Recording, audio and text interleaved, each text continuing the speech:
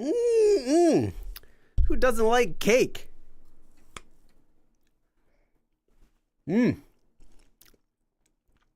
That's good cake. How's everyone doing today? Where are all of you watching from? I attended a birthday party, and they let me take the entire cake home.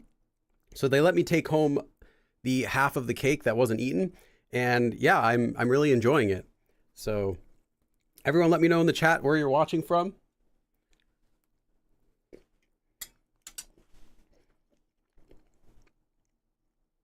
Except that was like 90% frosting.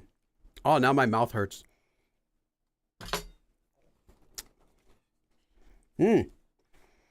Los Angeles,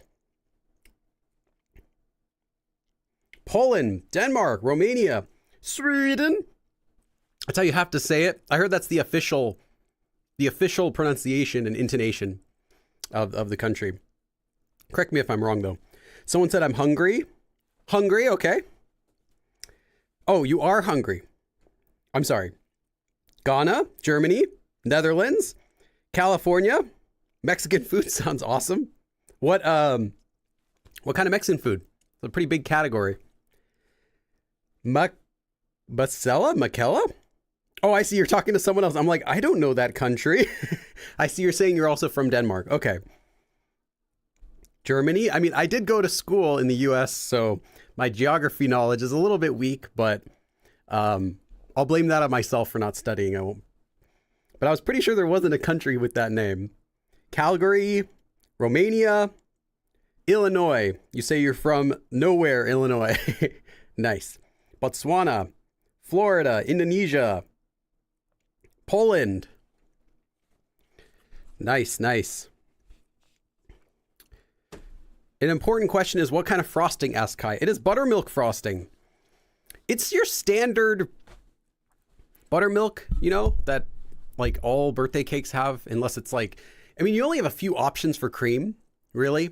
You've got buttermilk, which is like standard. It keeps its shape really well.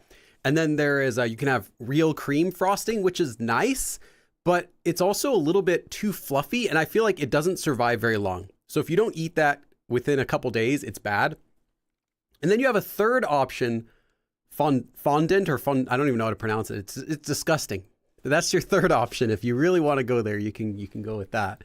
But I don't really consider that a frosting. It's kind of more like edible paper. Let's see. Wisconsin. How do we feel about whipped icing? Yeah, it's like, I like whipped icing. If you're talking about pie, I'll always go with whipped. I mean, there isn't a such thing as a buttercream frosted pie anyway, but if you have whipped frosting, yeah. Pies, it's great. Cake, if it's like a fresh cake, like, you know, if you're having a cake that's intended to be eaten completely on that day, then whipped cream frosting works pretty good too.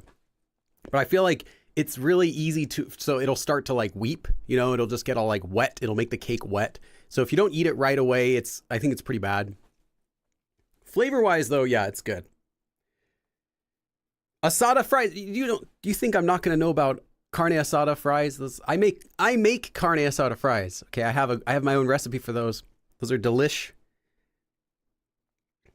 I'm from Mexico, but I live in the US. Nice. So was my grandmother, believe it or not. I don't talk about my family too much, but yeah, my grandmother was from Mexico City and came to the US, lived there her whole life. Cream cheese frosting is where, oh, I didn't include that. That's true. Cream cheese frosting is another good option. Yeah. But you don't use it everywhere. It'll have specific cases where you want to use that, but that's also really good. I just came across a buttermilk pie. Interesting. Yes, carne asada fries are delicious. What I do is, so I have these, this brand, I can't remember the brand. They make a beer battered French fries. They're just in the freezer section. You can buy them. So it's doesn't really have anything in it, but they're just flavored like that. And they're really like thin and crispy. So you get those, you put a pile of those on top, you cover it with a big handful of carne asada cut up and everything. You put on the standard stuff, you know, you put pico de gallo, some sour cream dressing, but I like to add to the sour cream a lot of avocado. So it's kind of like becomes like a guacamole flavored sour cream that you put on top of it.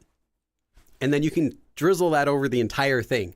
So what else do I do with it? Oh yeah, and then if you get a block of Velveeta cheese and you melt that and you drizzle it over as well. So you have like cheese, it's like nacho avocado flavored sauce on top of all of the carne asada fries. And I do something else with it too. I just can't recall right now. I'd have to check my recipe. But yeah, I made it a bunch. They're pretty good. Not healthy, but I think probably still healthier than this cake, which I will slowly be eating today. And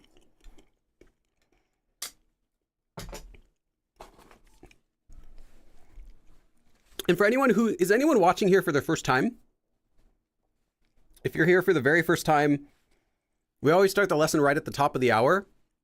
So if you want to like make a drink for yourself, I don't know, use the restroom, and you only want the lesson, it's going to start right at the very top. I always try to start it right at the top of the hour. And we have a fun lesson for today. It is a intermediate level topic, but that once again, I'm going to make sure you understand it 100%. So even if you're a beginner and you found yourself in this intermediate level lesson, you're going to still master the form we're doing today. Like, you're going to master it. I'm not exaggerating. I'm not saying like you'll get it if you study. Like, no, you're going to get it. Like, you don't even have to take notes.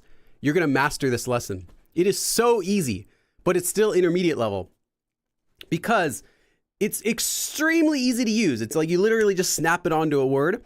The only reason it's intermediate is because the sentences that it would be used with would be like full sentences. And they wouldn't be beginner level sentences in the first place. Like, I eat this. It's not that kind of sentence. But you don't need to be intermediate level to know what it means 100% and to know 100% how to use it. So that's what I mean. You'll still get everything out of this lesson, no matter your level. Even if you literally have only learned the alphabet, you're still going to understand this lesson fine today. It's that simple.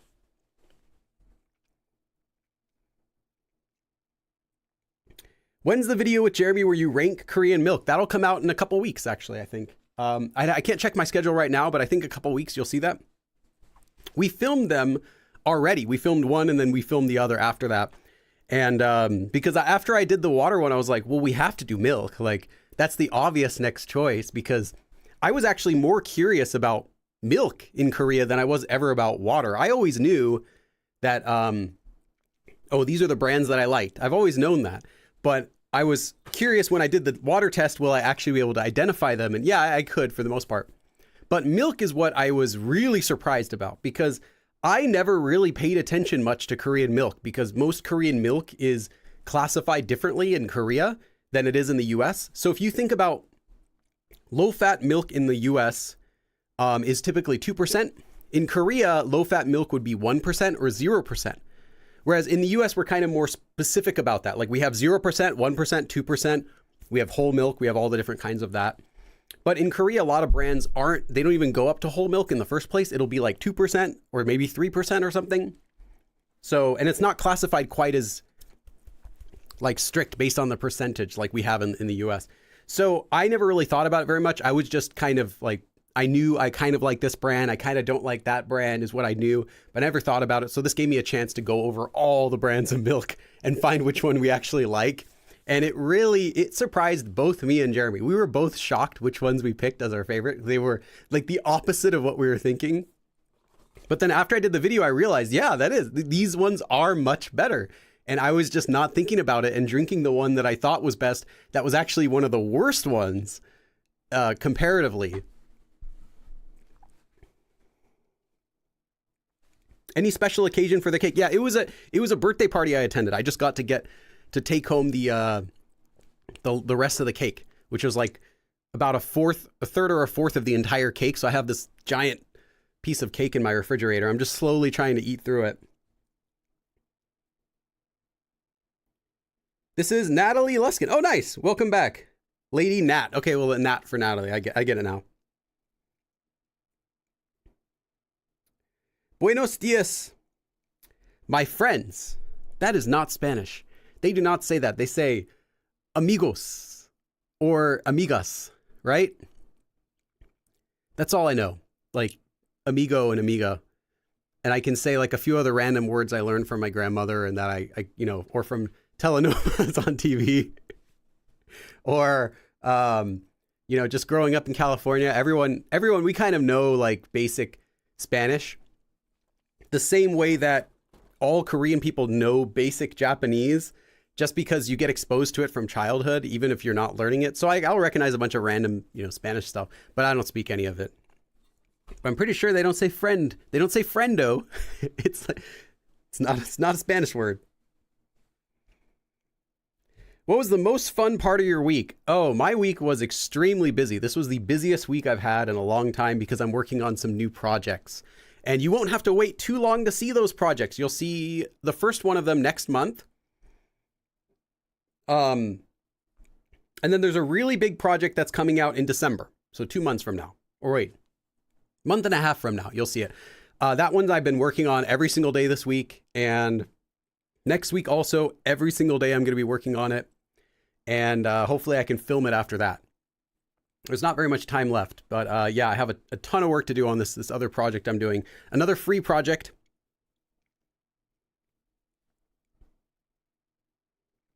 Tella says, I don't understand the use of even just in English. Don't worry, it'll be really easy.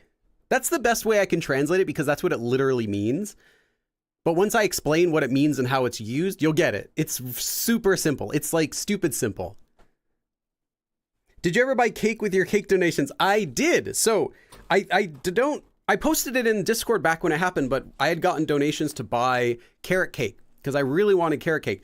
So we went to the store, we're looking around at carrot cakes and they didn't have the kind that I wanted because I wanted one. I didn't want it that has like walnuts on it inside of it because the walnuts, if it's fresh, it's okay. But the walnuts inside the store one, they've been sitting around for a day and they kind of suck up the moisture from the cake. So they get a little bit soft. I don't like that. I also didn't like the ones that had tons of sugar in them, like really overly sweet carrot cake, which is what a lot of them are. And I wanted one that had there are a few other like specifics that I wanted for the cake. And we ended up not buying one because I was like, I don't want one of these cakes. It's not going to be good. So my wife actually made one. So I uploaded the photo in Discord back a few weeks ago when we did that. And it was fantastic. She made this big, like full size 2-layer carrot cake and everything. And yeah, we ate the entire thing. It took like a week to finish it, but it was really good. It was exactly the kind of cake I wanted. And we still ended up spending, I think like $20 on it or something. So it was about, or maybe it was more. I can't remember. Anyway, it was about the same price as I would have paid to buy a cake, but in exchange, we got a really high quality cake instead of that.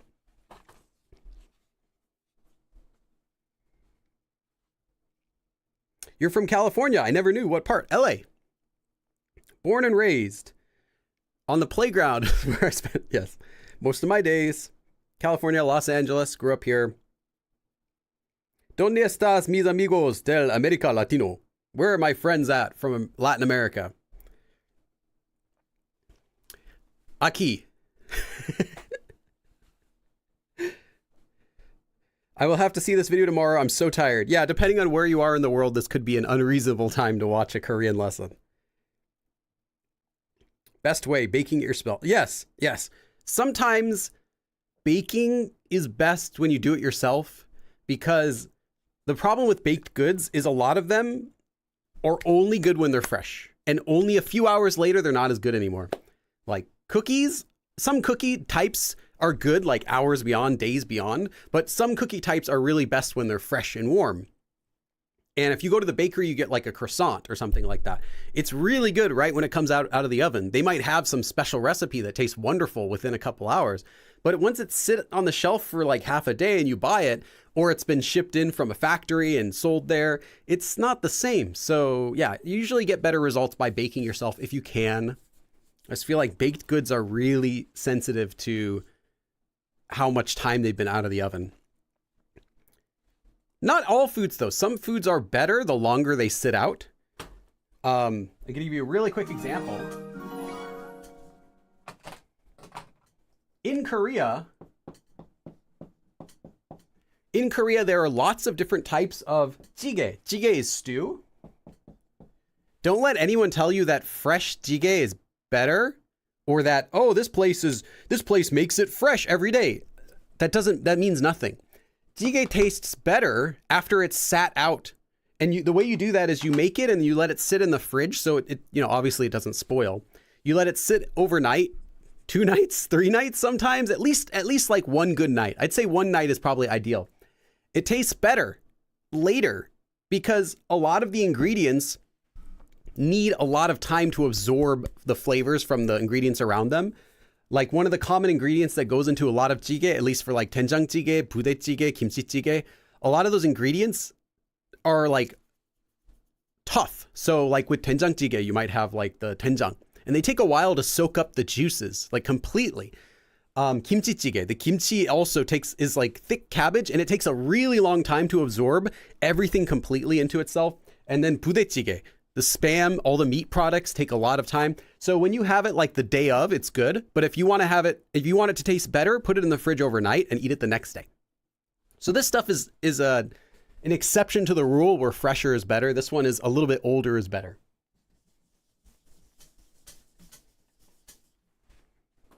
Hey, last one standing.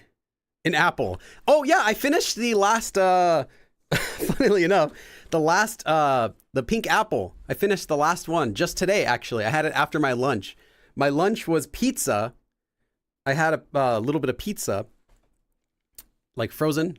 And I was like, well, I should have something healthy because I had pizza and then I had some salad with that. But I'm like, I should still have something healthy. So I had one of the apples left over. It was still perfectly fine. We kept it in a paper bag so it stayed fresh. And yeah, it was really good. But now they're all gone. So I need some more. Kai says, Will Smith, is that you? No, I'm not going to go around slapping the other Korean teachers. Let's see.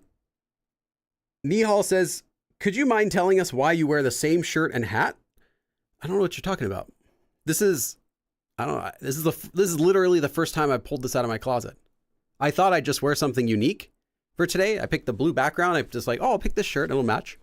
I'm not sure what you're talking about though. I'll be making myself a birthday cake tomorrow. Nice. What kind of cake are you going to make? Johnsy says something very controversial. They say cold pizza is better than hot pizza.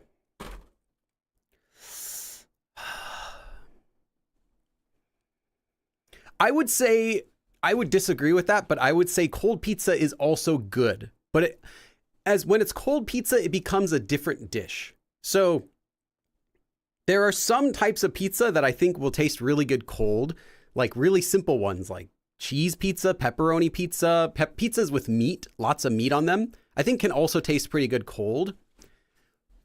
But there are some types of pizzas, like when you have lots of vegetables on it, that are not good cold because certain ingredients that when they become cold, they get chewy and like rubbery. So like bell peppers, onions, things like that, jalapenos, they just get kind of rubbery and soft when they're cold. And those types of pizzas, I think it's better to heat them up in the air fryer, or even better if you like have time, put it in like a frying pan and just cook it on a frying pan to heat it up again.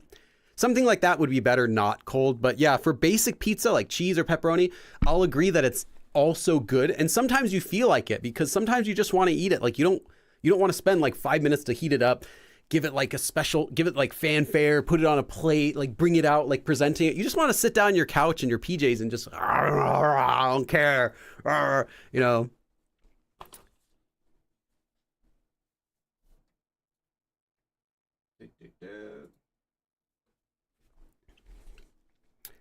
Let's see. Someone says, a quick side note, pizza is good whether hot or cold. Yeah, I think so too. Paris Dew says, I tried to make kimchi a few times, but it didn't ferment. So it didn't ferment. You have to make sure it has access to air. What a beginner mistake I've seen a lot is that people will make kimchi and then they close the jar because they don't want it to get contaminated. That is wrong. You're not supposed to put a lid on top of it. What you're supposed to do is you have two options. One that I usually use is I'll use a jar with a lid, an airtight jar, but I'll open the jar and then put a cheesecloth over it. That keeps out anything like moisture. If like you drop something on it, it's not going to go inside. But if you don't really need to worry about that, just put a piece of cheesecloth over the top. And the other thing is, if you say it doesn't ferment, it will ferment because there is no ingredient that you're adding that's going to make it not ferment. An exception would be, say, if you put the ingredients in and they're boiling hot, Yeah, that's going to prevent it from fermenting because you're killing all the bacteria if it's boiling. As long as you're not using some like boiling hot ingredient, that's an easy way to check. And then another thing is making sure you're giving it enough time. So if you're making basically what's called mak kimchi. Mak kimchi is just where you mix it together, you cut it up and you put it in the refrigerator and you eat it right away. This type of kimchi is served with certain foods. I think like bossam is one of them, or maybe I'm getting that wrong. Yeah, I think it's bossam. Anyway, this kind of kimchi doesn't ferment anyway. So if you're following a recipe for mak kimchi, it's not going to ferment because it doesn't give time to ferment. But if you're making regular whole cabbage kimchi, it already has the bacteria inside the cabbage for that fermentation process to happen. So all you have to do is give it time. Now, I typically go with like 5 days for my fermenting, 3 to 5 days, minimum 3 days though. If you put it out and leave it for 1 day and put it in the fridge, it's not fermented yet. Maybe you like kimchi like that. I don't. I prefer going at least 3 days and then checking it. And if it tastes sour enough, then I'll put it in the fridge. And if not, I'll leave it for another 1 day or 2 days. Don't go beyond there though, because when you go beyond like 4 days and you start going to the 5th day and longer, you have a chance of making the kimchi too fermented, which it's, some people like it, but it's not really a common type because it ends up bringing out a lot of the other flavors in the kimchi that you might not want. Like it's really sour and it kind of covers over the like the cabbage flavor and the spicy flavor, and all you get is like the sour flavor. And sometimes it's good, but I wouldn't want to make a whole batch like that. So yeah, you have to make sure you give it enough time, give it air. But the process of making kimchi is not like a science. You don't have to worry like, did I get the recipe right? Did I put the right ingredients in? Like, no, just don't kill all the bacteria in it and give it air and time. It's going to ferment.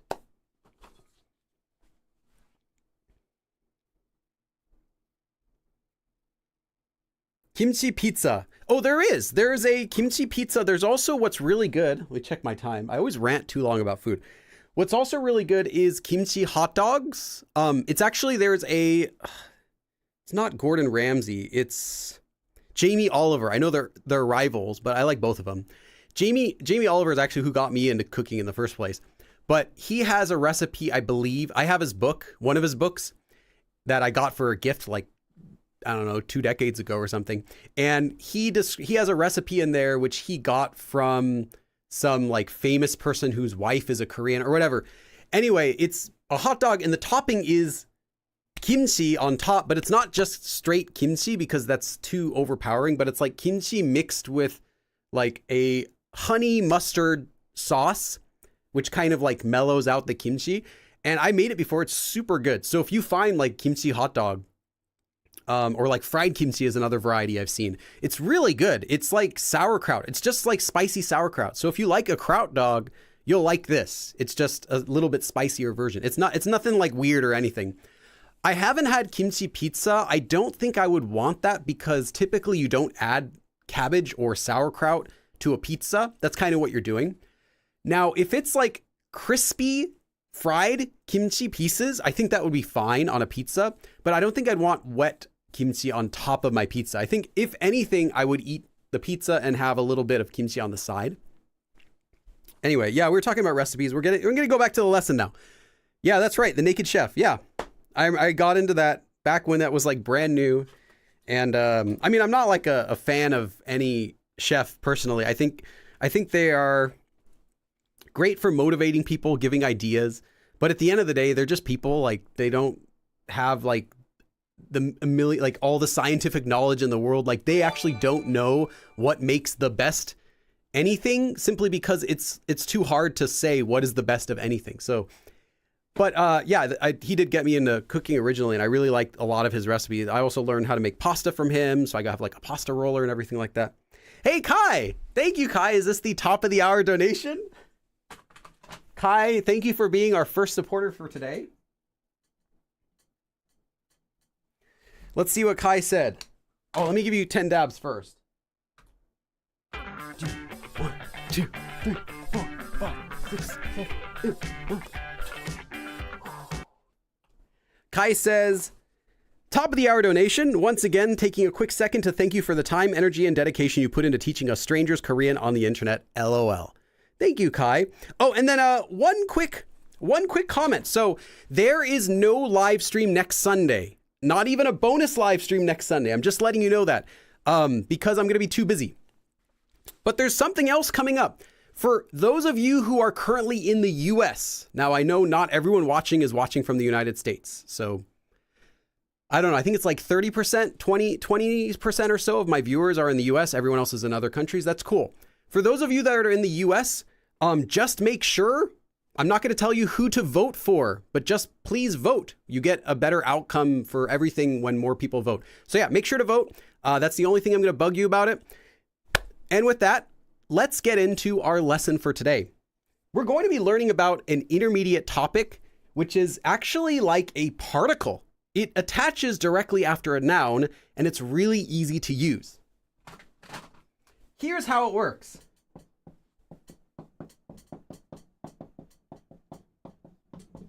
Actually rewrite this. This is a little messy. We need a Korean recipe book, says M&M Twix. Yeah, so I cook a lot. People who know me personally know that I do a lot of cooking, and I'm not going to brag because in Korean culture it's very bad to brag. Even if you're like, you could be like the world's #1 anything in Korea, and you got to say like, oh, you know, I'm not that good. I'm still working on it. But yeah, I'm not speaking Korean right now, so I'll tell you, I'm not bad. I'm not bad at cooking. But a cooking book is like a huge endeavor. Opening a restaurant is like ridiculous. Like that's like way beyond what any home cook does. So yeah, I'm not gonna be making a Korean book anytime soon for cooking. I'll let someone else take on that job. That's huge. It's a totally different task, just cooking something for yourself versus making a book versus like presenting it to someone, you know.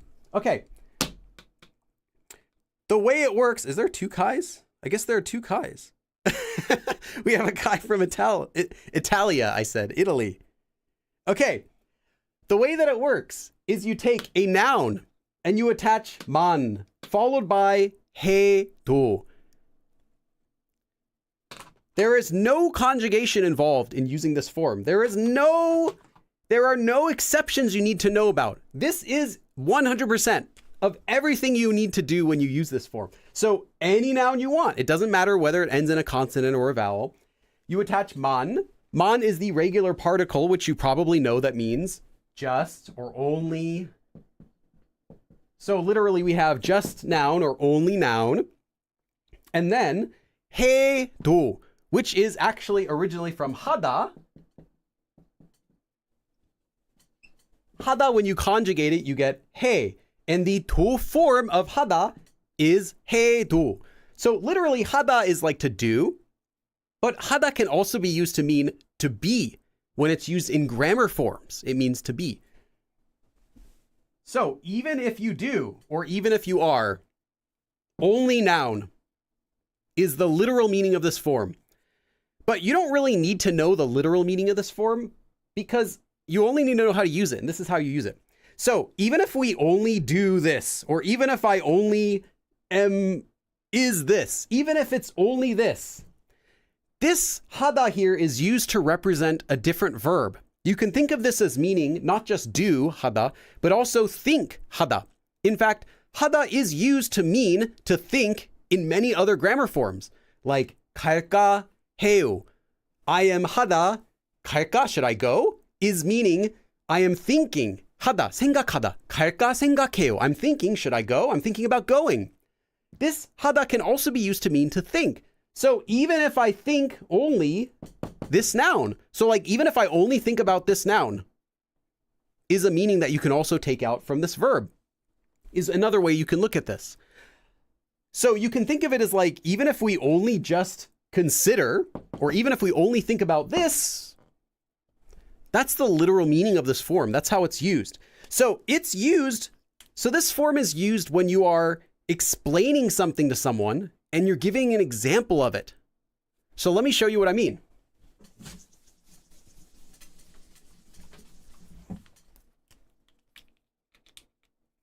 Oh, let me check the chat. When you go to eat at Billy's restaurant, you get a Korean lesson during your meal. Yes. Rename ourselves Kai. Everyone today, everyone is Kai on this blessed day. So feel free to rename yourself to Kai for today. It totally won't be confusing at all for me. All right.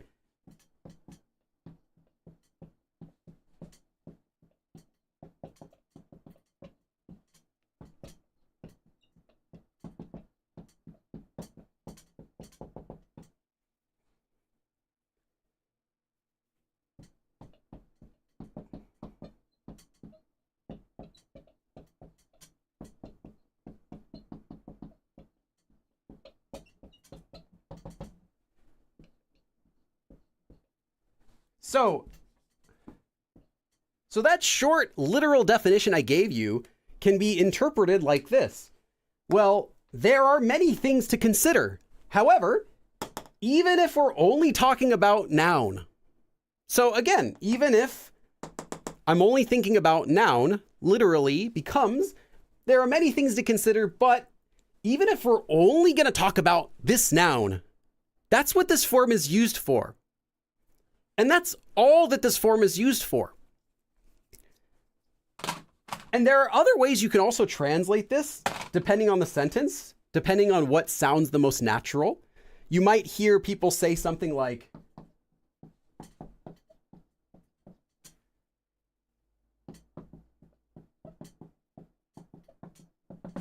just noun, for example. So like just that, for example. And then you talk about it. Literally, even if we only think about that. So just that noun, for example, or even take this noun, for example. So take that, for example. Even if we're only thinking about that, take that, for example. Take this noun, for example. So these are other ways you might want to translate it. Either like take, for example, or just this, for example.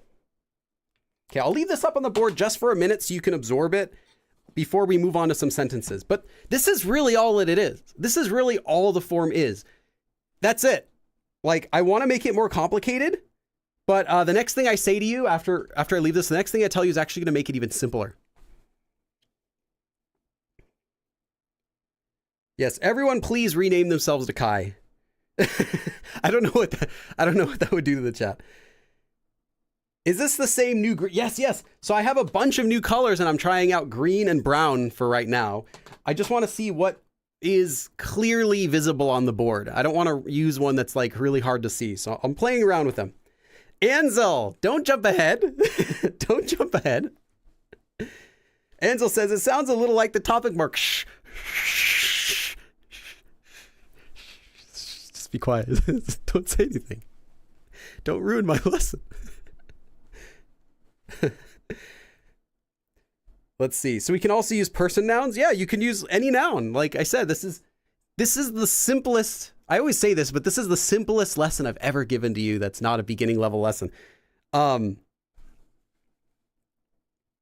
is doing a different form, but you're talking about 반말로 말해도. That's not Man-haedo. That's 말해도. 말하다. 반말로 말하다. To speak. 말하다 is to speak in 반말. And then 돼요 is with the other oe, the other diphthong, not that one. Okay, so you might be thinking, Billy, this kind of sounds like the topic marker. And you'd be right. You could simply, anytime you see this form, you could simply just pretend it didn't exist.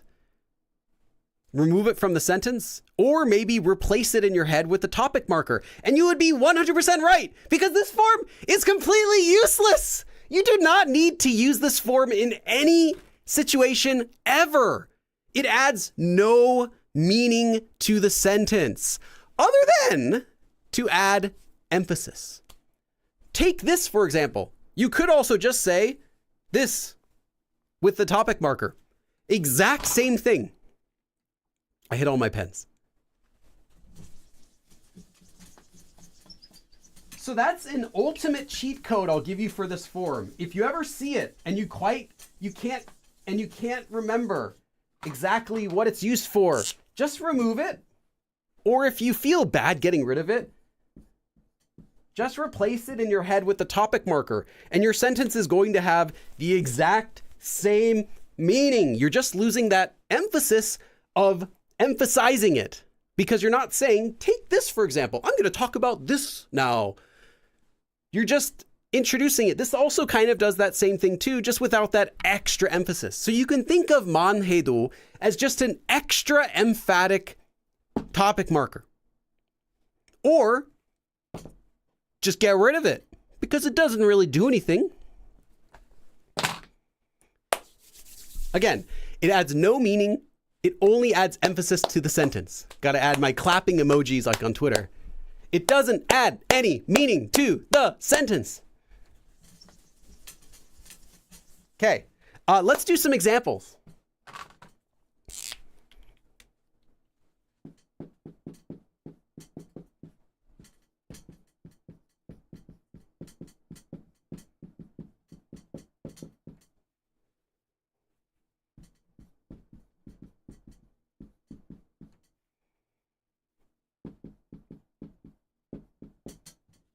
Make it a little cleaner.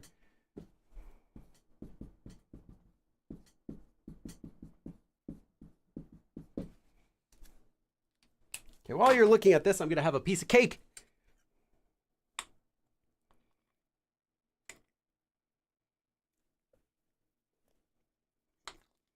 Maybe two.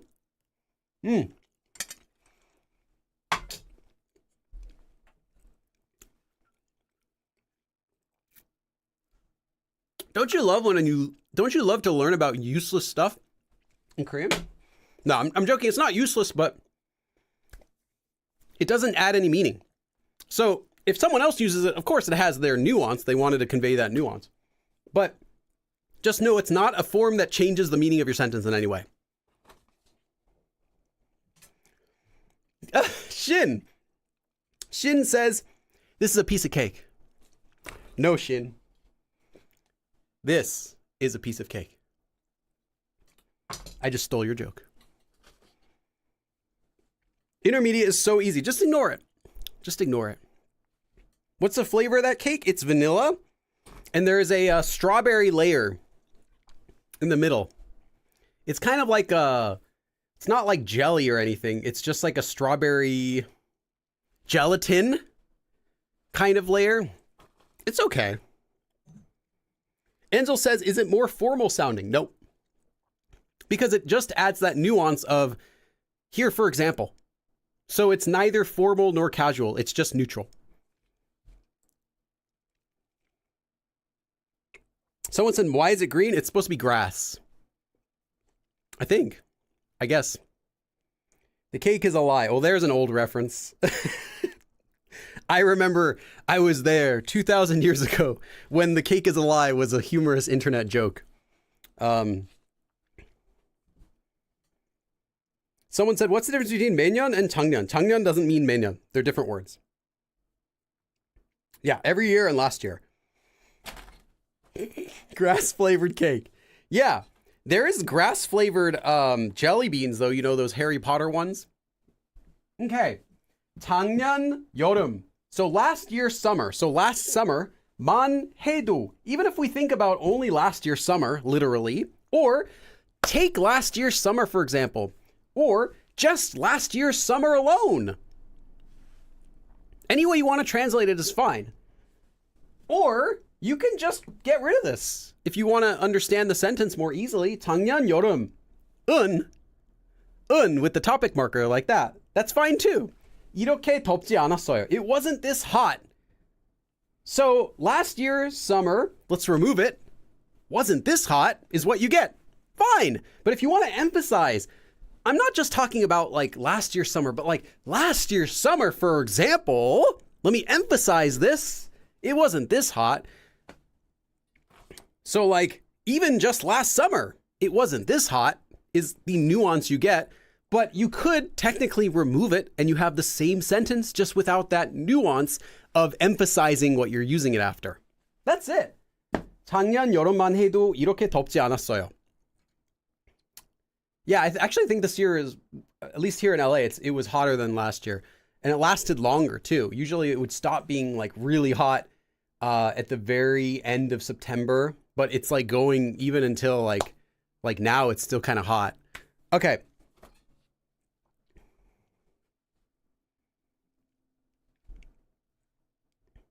Ansel's wondering about Yamarlo. Did I teach Yamarlo in a live stream?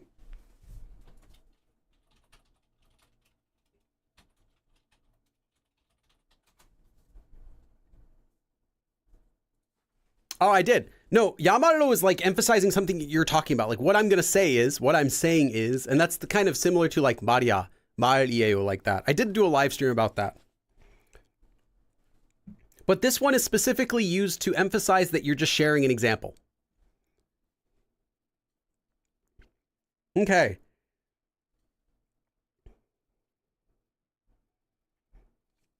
Maddie asks, is usually specified what the broader category is that the example represents? No, you don't need any sort of extra context to use this form. If that's what you're asking, I'm not sure. 작년 여름만 해도 이렇게 덥지 않았어요. So even just last year, it wasn't this hot. Or just last year, it wasn't this hot.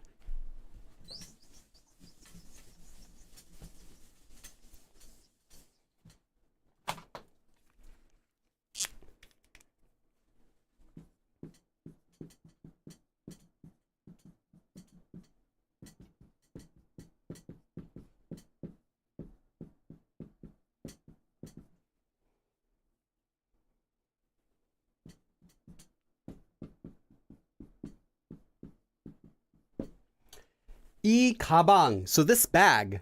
Note that 가방 doesn't mean like a plastic bag that you get at the store. This is actually like a fashion bag. 이 가방만 해도. So even if we're only thinking about this bag, so take this bag for example. 10kg가 넘어요. It's over 10 kilograms. So just this bag alone is over 10 kilograms.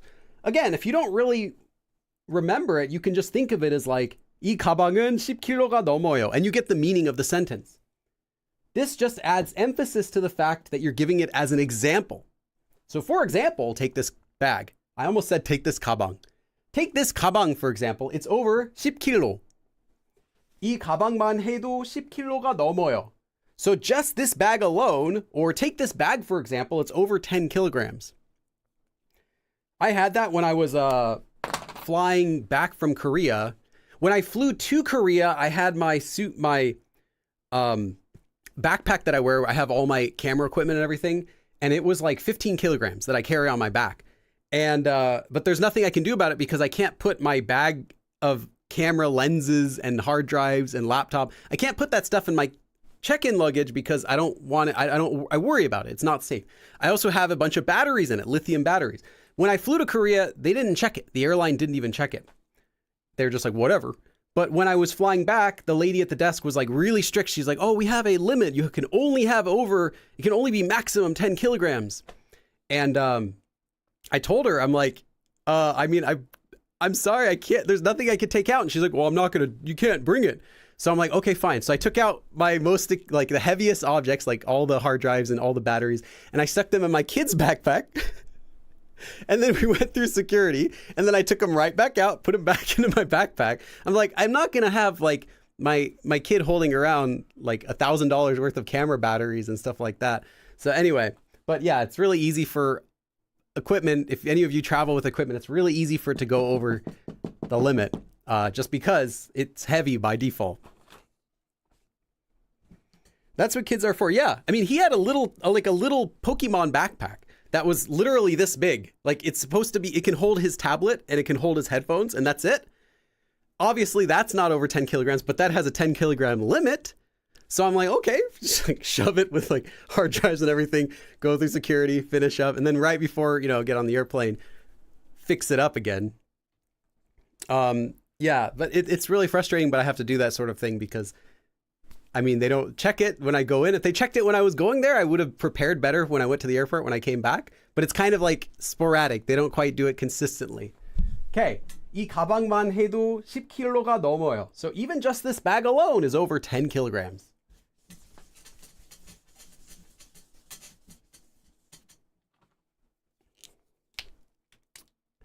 Okay. I want you to finish this sentence. It can be anything you want. I'm going to give you the start of the sentence.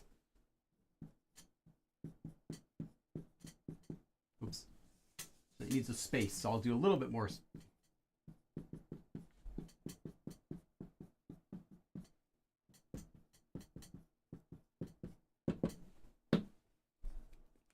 5년 전만 해도. Notice that this form is used a lot with time. So we had before, we had like last summer. Now we have 5 years ago. But don't get like a wrong idea that it's commonly used with time, or that that it has to be used with time, or that it's more often used with time. There's nothing like that. It just tends to get often used with time, but there's no requirement or preference that it has to be used after a time. It's really any noun, and nouns include time. So you'll see it a lot with like, oh, a few years ago or a few months ago or something like that, but that's not like how it typically is always used or anything like that. It's just how you can also use it. Because I did find one lesson on the internet when I was preparing sentences for this lesson, and one lesson did explain, it was like, oh, it tends to get used with time to say like, even like take this many years before, for example, or even just 3 years ago or something like that. But it was implying that it was often used that way, and it's not really true. It does often get used that way, but there's no like requirement or preference for it to be used with time. Is it Pokeball shaped? No, it's not Pokeball shaped. It's not that cute. I can't remember it in my head right now. I think it's like yellow, like kind of like Pikachu style. I don't know. He got it when he was like, I think 2 or 3 years old. YouTube's telling me now would be a good time to insert ads. Nope. Okay. Write the sentence. Sounds like a good way to present past statistics in general. Yes, it can be. Yes. Again, you can use it with any noun, but you can also use it as a good way to say, take 10 years ago, for example. Take last month, for example. Take yesterday, for example. Like that. Yeah. But it can also be used with things just as much as it can be used with time. Take this tablet, for example. Take this person, for example. Anything like that is okay. Let's see. Keith is my green member. I'm going to check his first. 5년 전만 해도 한국 관심 별로 생기지 않았어요. Okay, so you would use 이 with 생기다, since 생기다 is an intransitive verb, which means it doesn't affect an object, so it can't have an object marker. Although there are some exceptions for that. Anyway, I would switch that to 이. So like you didn't have much interest in like 한국어 에 or something like that. Or like 에는 in Korean. 5년 전, Michelle was next. 5년 전만 해도 기술이 이 정도 발달되지 않았다. So their skill level wasn't developed this much.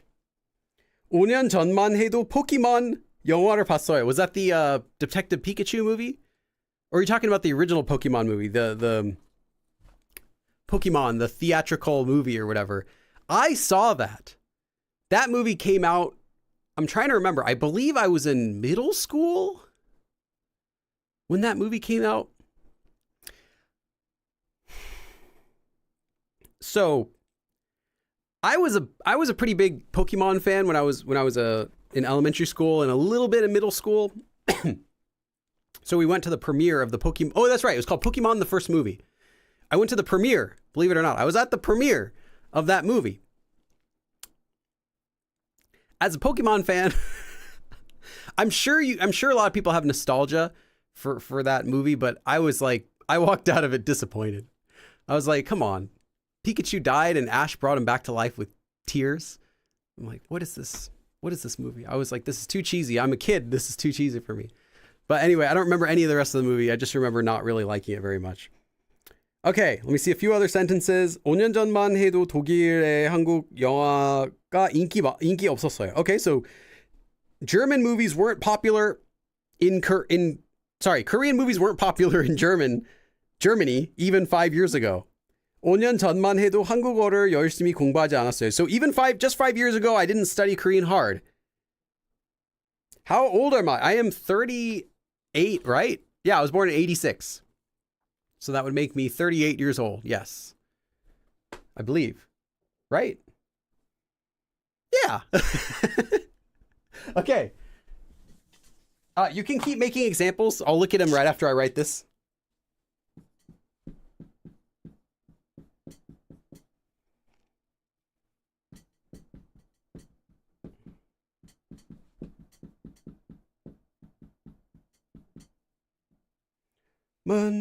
많지 않았어요. Okay.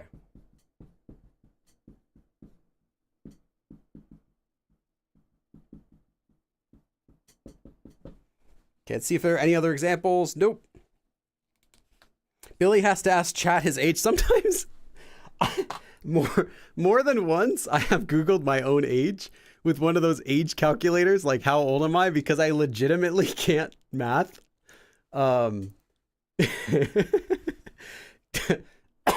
If you ever see, if I like get dementia and ever decide like I'm gonna start Go Billy Math or something like that, don't subscribe. Don't support me in that. Not that I'm like terrible at math, but sometimes my brain just won't do math. Like it's weird. I think it's just I have an issue with like numbers sometimes. Like I'm bad at remembering numbers. I'm bad at like remembering birth dates, ages of myself and other people. It's like it's hard. I have to like recalculate it every single time. You're born in 2004? Rip.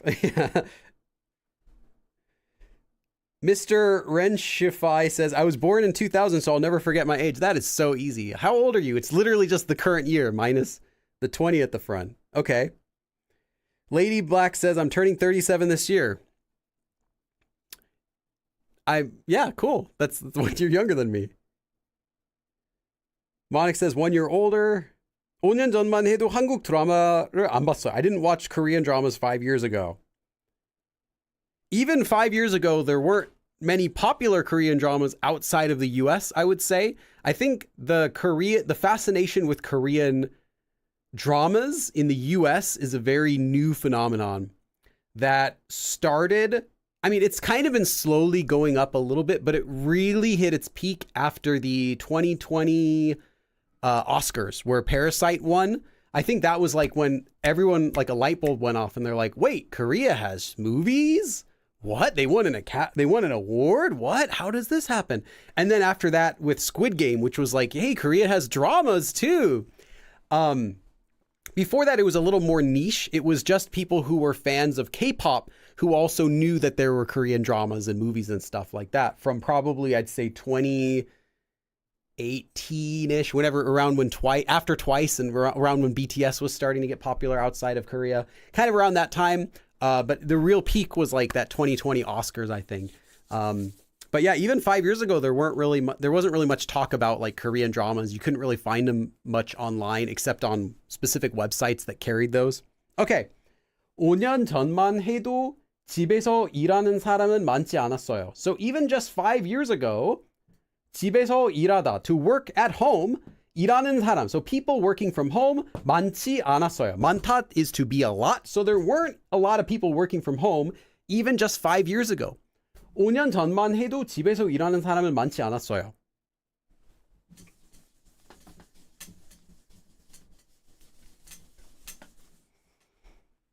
We are just pounding through this lesson. Okay, I have 2 more sentences for this form, and then I have one other short form I'm going to give you as well.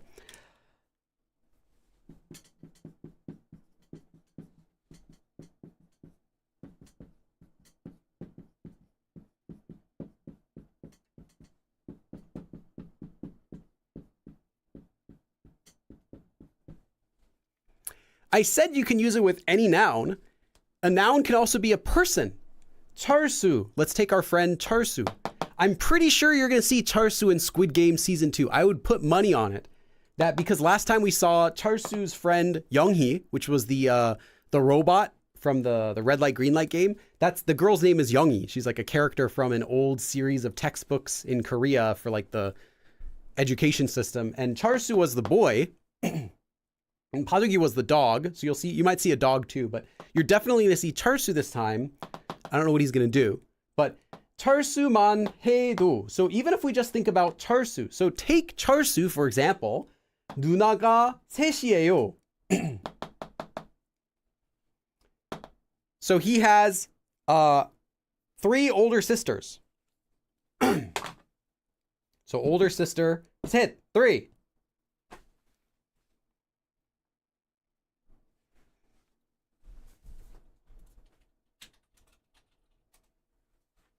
Let's check the chat, make sure it's working correctly. One sec.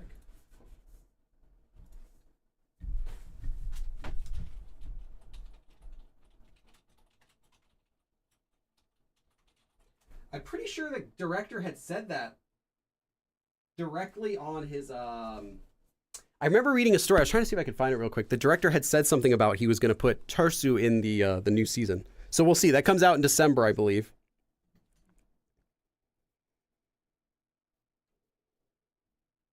Hey Billy, what's the square root of -1? So what number times itself equals negative? There are no square roots for negative numbers as far as I know. Is that? But I'm probably wrong. Oh, it's I. That's right. It's I. That flashbacks to high school when I would have known that.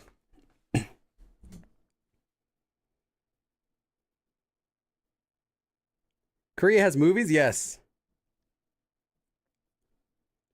I started watching K-dramas since 2009. 2009? Wow, that's really like ancient, because even when I was first starting Korean, so back in 2005, there wasn't really such thing as a category of dramas called Korean dramas.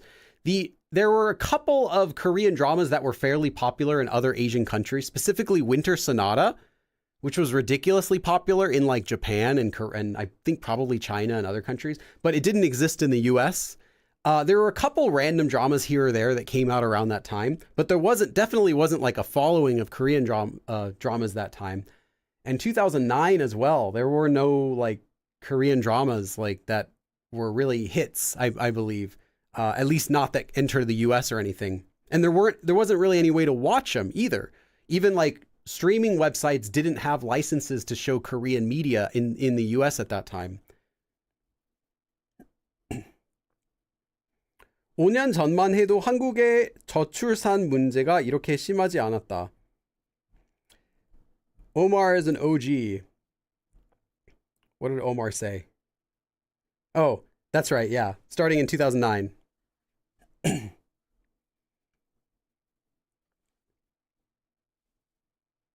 In my case, it started with the KDA. Okay. Yeah, I know what you're talking about. That song they did for League of Legends, right? Yeah, I know that song. A lot of people like that song. The only thing I remember is that after that song was released, that the company, I think that was for Riot, right? Like they fired all the animators who made that. Like they were just hiring them for that project, is what I remember hearing about it. So I have like bad memories of it mixed with the song was cool.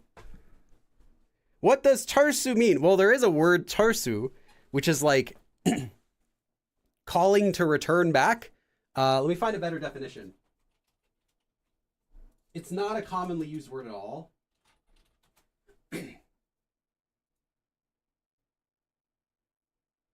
Yeah, with in evacuation or withdraw. So that would be like. Anyway, let me do the sentence, then I'll tell you my dumb joke. Tarsu Man-haedo. So take Tarsu, for example. 누나가 셋이에요. He has 3 older sisters. So there's a joke. What is a fisherman's? Who do fishermen hate the most?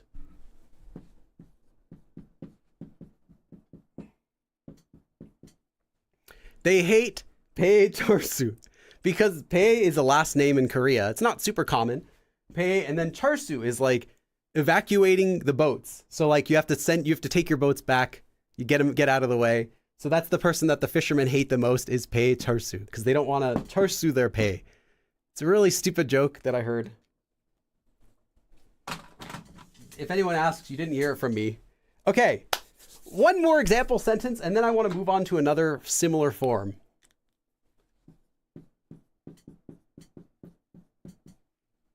Oh, I need another piece of cake.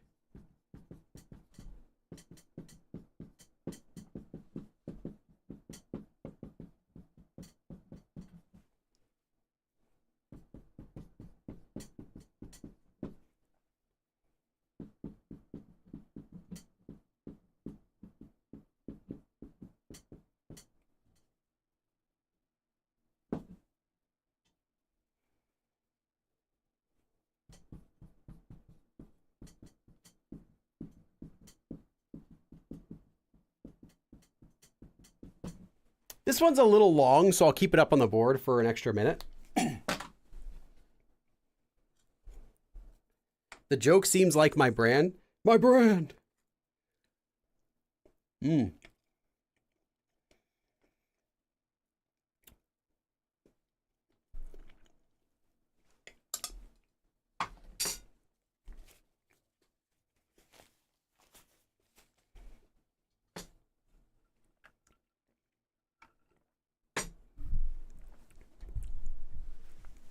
이 가게는, so this store, it can also be a restaurant. In this case, it's a restaurant. Or actually, it could be a shop. 이 가게는, so this store, 몇 달 전만 해도. So just 몇 달, a few months. Note that 몇 means how many in a question, but it means a few or some in a statement. Here it's not a question. So it means a few months. So even a few months ago, 손님 is a customer, 많았는데. So they had a lot of customers up until a few months ago, but 문을 닫았네요. 문을 닫았네요.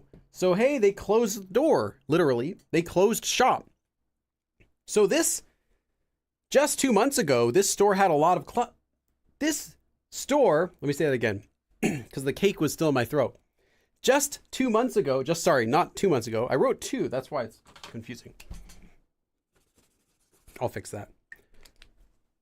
Just a few months ago, there were a lot of customers at the store, but they closed. 이 가게는 몇 달 전만 해도 손님이 많았는데 문을 닫았네요. So this store, just 2 months ago, they had a lot of customers, but they closed. Okay, I'll leave this up here for an extra minute just because it's really long.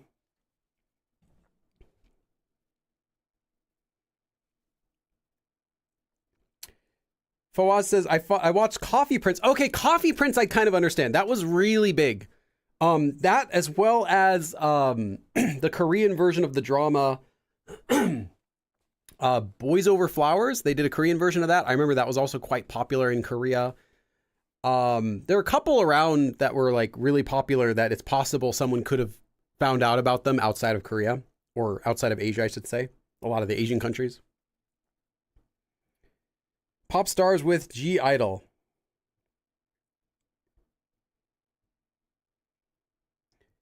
My favorite drama was High Kick. Ah, yeah, High Kick was also big. I watched High Kick.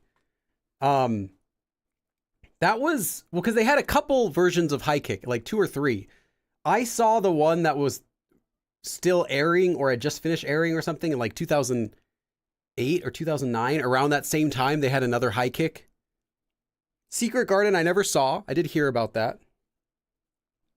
Also, there was another drama I used to watch around that time, and again in 2009, I think, called Chuno, which I liked all the way until the ending. So if you're someone who's interested in that show, or you heard about it and you're gonna watch it, I recommend Chuno. Watch the show, but when you get to the last couple episodes, just like beat your head until you have a concussion and eat pizza and like, I don't know, anything to knock out your brain while you watch the last 2 episodes. And you'll have a better experience. It's just not, it's not a good ending. Trying to think of an equivalent bad ending. It was just bad. What happened is the writer, midway through doing the show, had a change of heart and decided he didn't want to end the show the way he originally planned. So instead, he made it terrible. At least I think so. It was so disappointing because of how much I liked the characters in the show, how good the music was. Some of the episodes were just really fun. And yeah, the show didn't take itself too seriously, but then at the end, it just fell apart. So I don't know. I mean, you could watch it, but I liked it up until the end, and the end made me upset. But the rest of it was still fun. Especially the first few episodes are just really fun.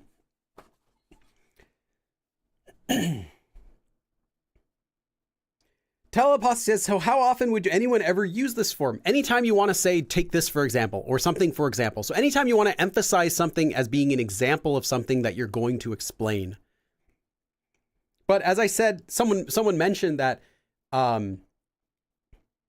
you don't really. Oh, what was I going to say?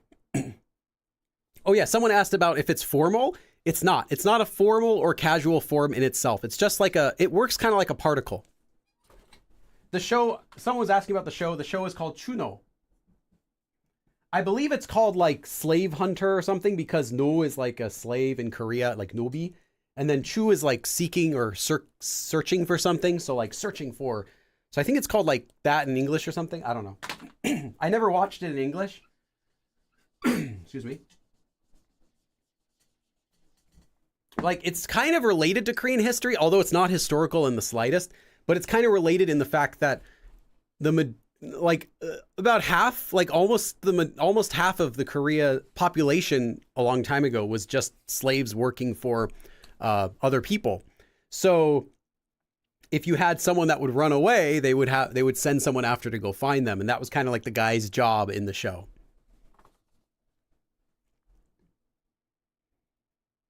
Yeah, but like I said, it had really cool music, and the main actor guy, the character name is Taegil. I'm trying to remember his name. He is so famous and I forgot his name. I feel really terrible. He is like one of the most famous Korean actors and I can't even remember his name. Oh my God, I have to search this.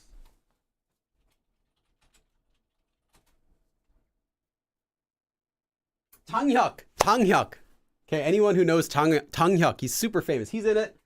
A few other really funny actors are in it. Yeah. But he's great. Okay. 이 가게는, so this store, 몇 달 전만 해도, so even just until a few months ago, 손님이 많았는데, they had a lot of customers, but 문을 닫았네요. But they closed.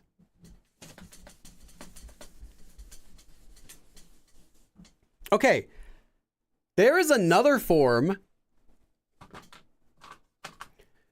that you should also know, in addition to this one.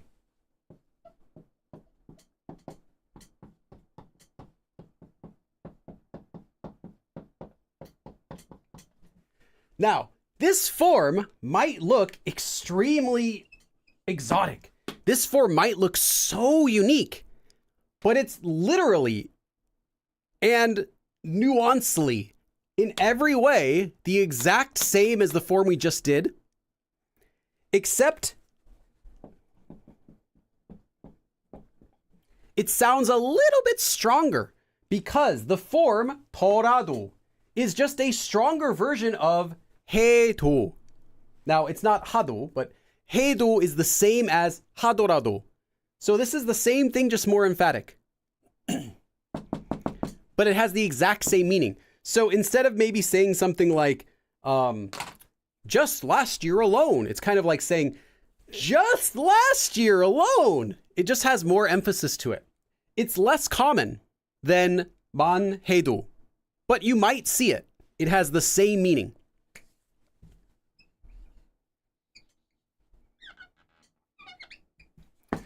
There is nothing else I can tell you about this form. I'm just going to leave it up so you can write it down for a second, and then I'll give you an example of it. Drink some water. That cake won't leave you alone. Yeah, I don't have water, but I do have this caffeinated strawberry drink. Oh, that's good. Okay. It rhymes with Colorado. What rhymes with Colorado? Someone talking about something? El Dorado? I remember that movie. Fawaz asks, are these forms more used in written or spoken? Neither. As I mentioned, it's a neutral form. If there's ever a form that's like written only or spoken only or casual or formal or any fancy or anything like that, I'll always tell you. But yeah, there's nothing like that you need to know for this form. Michelle says, wouldn't the 더 imply that you've experienced it for yourself, hence giving it a stronger feeling? If you're talking about the form itself, yeah, but you're not actually saying you experienced it yourself. All you're saying is, even if I were to, remember we said 해도 is like even if you think about it. Here is even if you thought, literally, if we're talking about literal uses, which what you're asking about, even if we were to think about it, is what you get. So yeah, you're right about this is a past tense for personally experienced thing, but it's not talking about this noun. It's just talking about this verb itself. That's the only thing that the ta is referring to, is just referring to this, to the verb itself. In this case, the verb itself is only like, 생각 is like, even if I were to think about that, versus even if I think about that. So yeah. So yes and no, I guess if that answers your question. So yeah, you're right, but it doesn't make a difference for the usage of it. Today's lesson's all about putting some kitsch in your sentence, yes. Meanwhile, I've got some cake to nosh.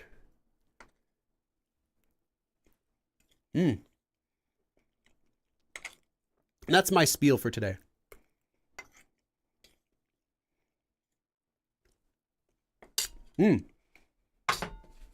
But you all know my shtick. Trying to explain Korean in a simple way. That's me trying to connect with my my slight Jewish heritage from my mother's side of the family.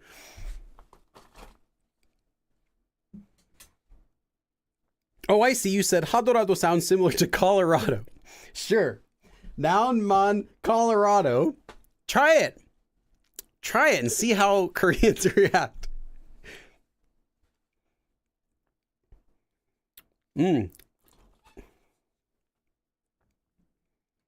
Okay, so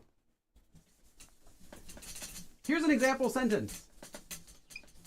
And I only brought one example sentence for this form because it's literally the exact same form in every single way. You can swap this form with the other form in any sentence.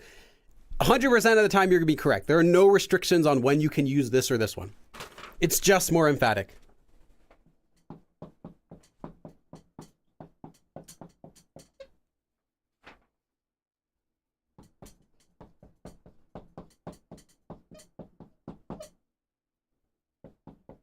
Oops.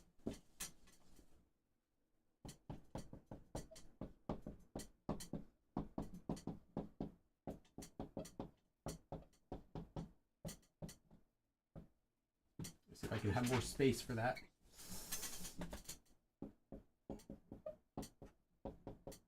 There we go.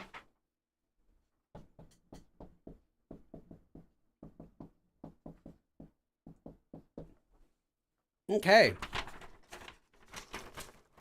김치만 하더라도 생각보다 종류가 다양해요.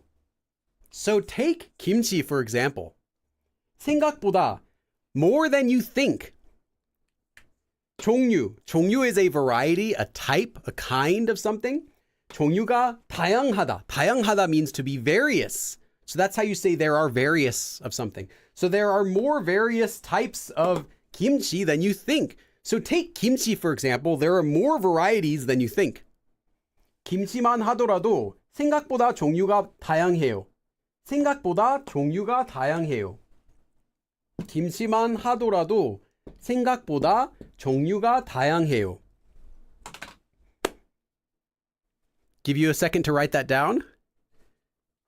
Any questions about this form? El Dorado. Yes. The El Dorado form. Yes. When you've mastered this form, you will have discovered pure gold.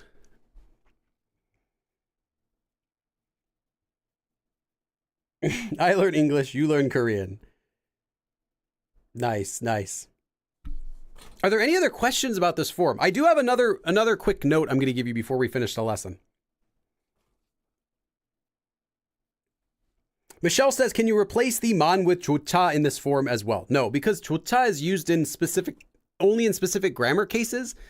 It's not used with, what's the word? Not the opposite of negative. It's not used with positive statements like this. I have a separate lesson about 조차, but it's not a replacement for man.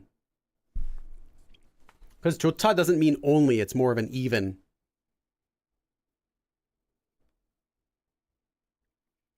How often or rare these forms are used? Very commonly, if you want to express it. Teleposse asks, what's the 생각보다? Literally, 생각, thoughts, 보다, more than. So more than you think. Okay.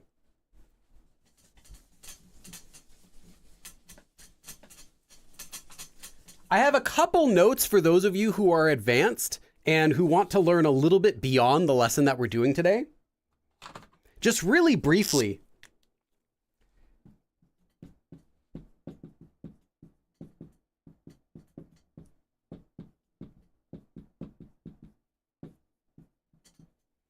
So I already explained this, but if you want to replace this form with something that sounds more literal, but has the same meaning,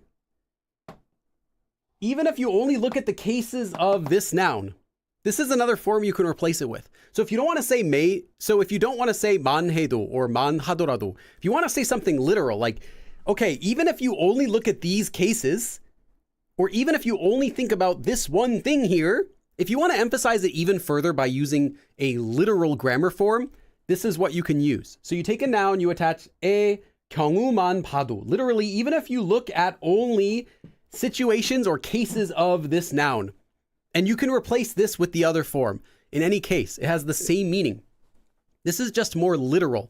Now, I've never seen this used, but when I was referring to this form in my several grammar dictionaries I have, all of them mention this as a one that you can replace it with. I checked with my wife as well. She said, yeah, it's fine to replace it with as well.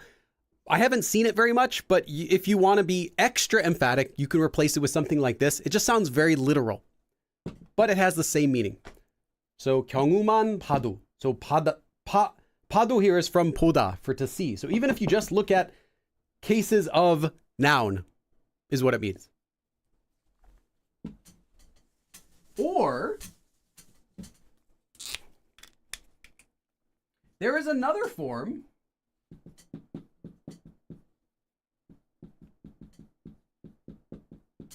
This has a different literal meaning than the other ones.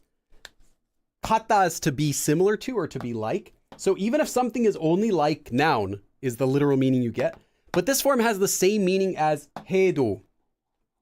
So even if you only think about noun, so same meaning, less common than Man-haedo, but you might see this one sometimes. It's just another way of expressing the same thing. Again, this is for advanced learners because it's even less common. So if you're going to use this form for yourself, I would just say use Man-haedo. But if you want to be a little bit fancy, if you want to have another variety of variation that you can use, this is another variation of that same form that you might see. But that's all you need to know. Any questions? Okay, I'm going to be taking questions for this form, but also I'm going to be taking questions, this whole lesson, but I'm also taking questions just in general. Again, we don't have another live stream this coming Sunday. So I'm not even going to do a bonus live stream. So I've been doing lots of live streams. Every single week I've done a live stream for the past like 8. Yeah. 1, 2, 3, 4, 5, 6, 7, 8. 8 weeks in a row, I've done a live stream every Sunday. I won't be able to do one this Sunday because I'm going to be busy. But normally I try to do a bonus one, but there won't be one this coming Sunday. So this is the last time I'm going to see you for 2 weeks.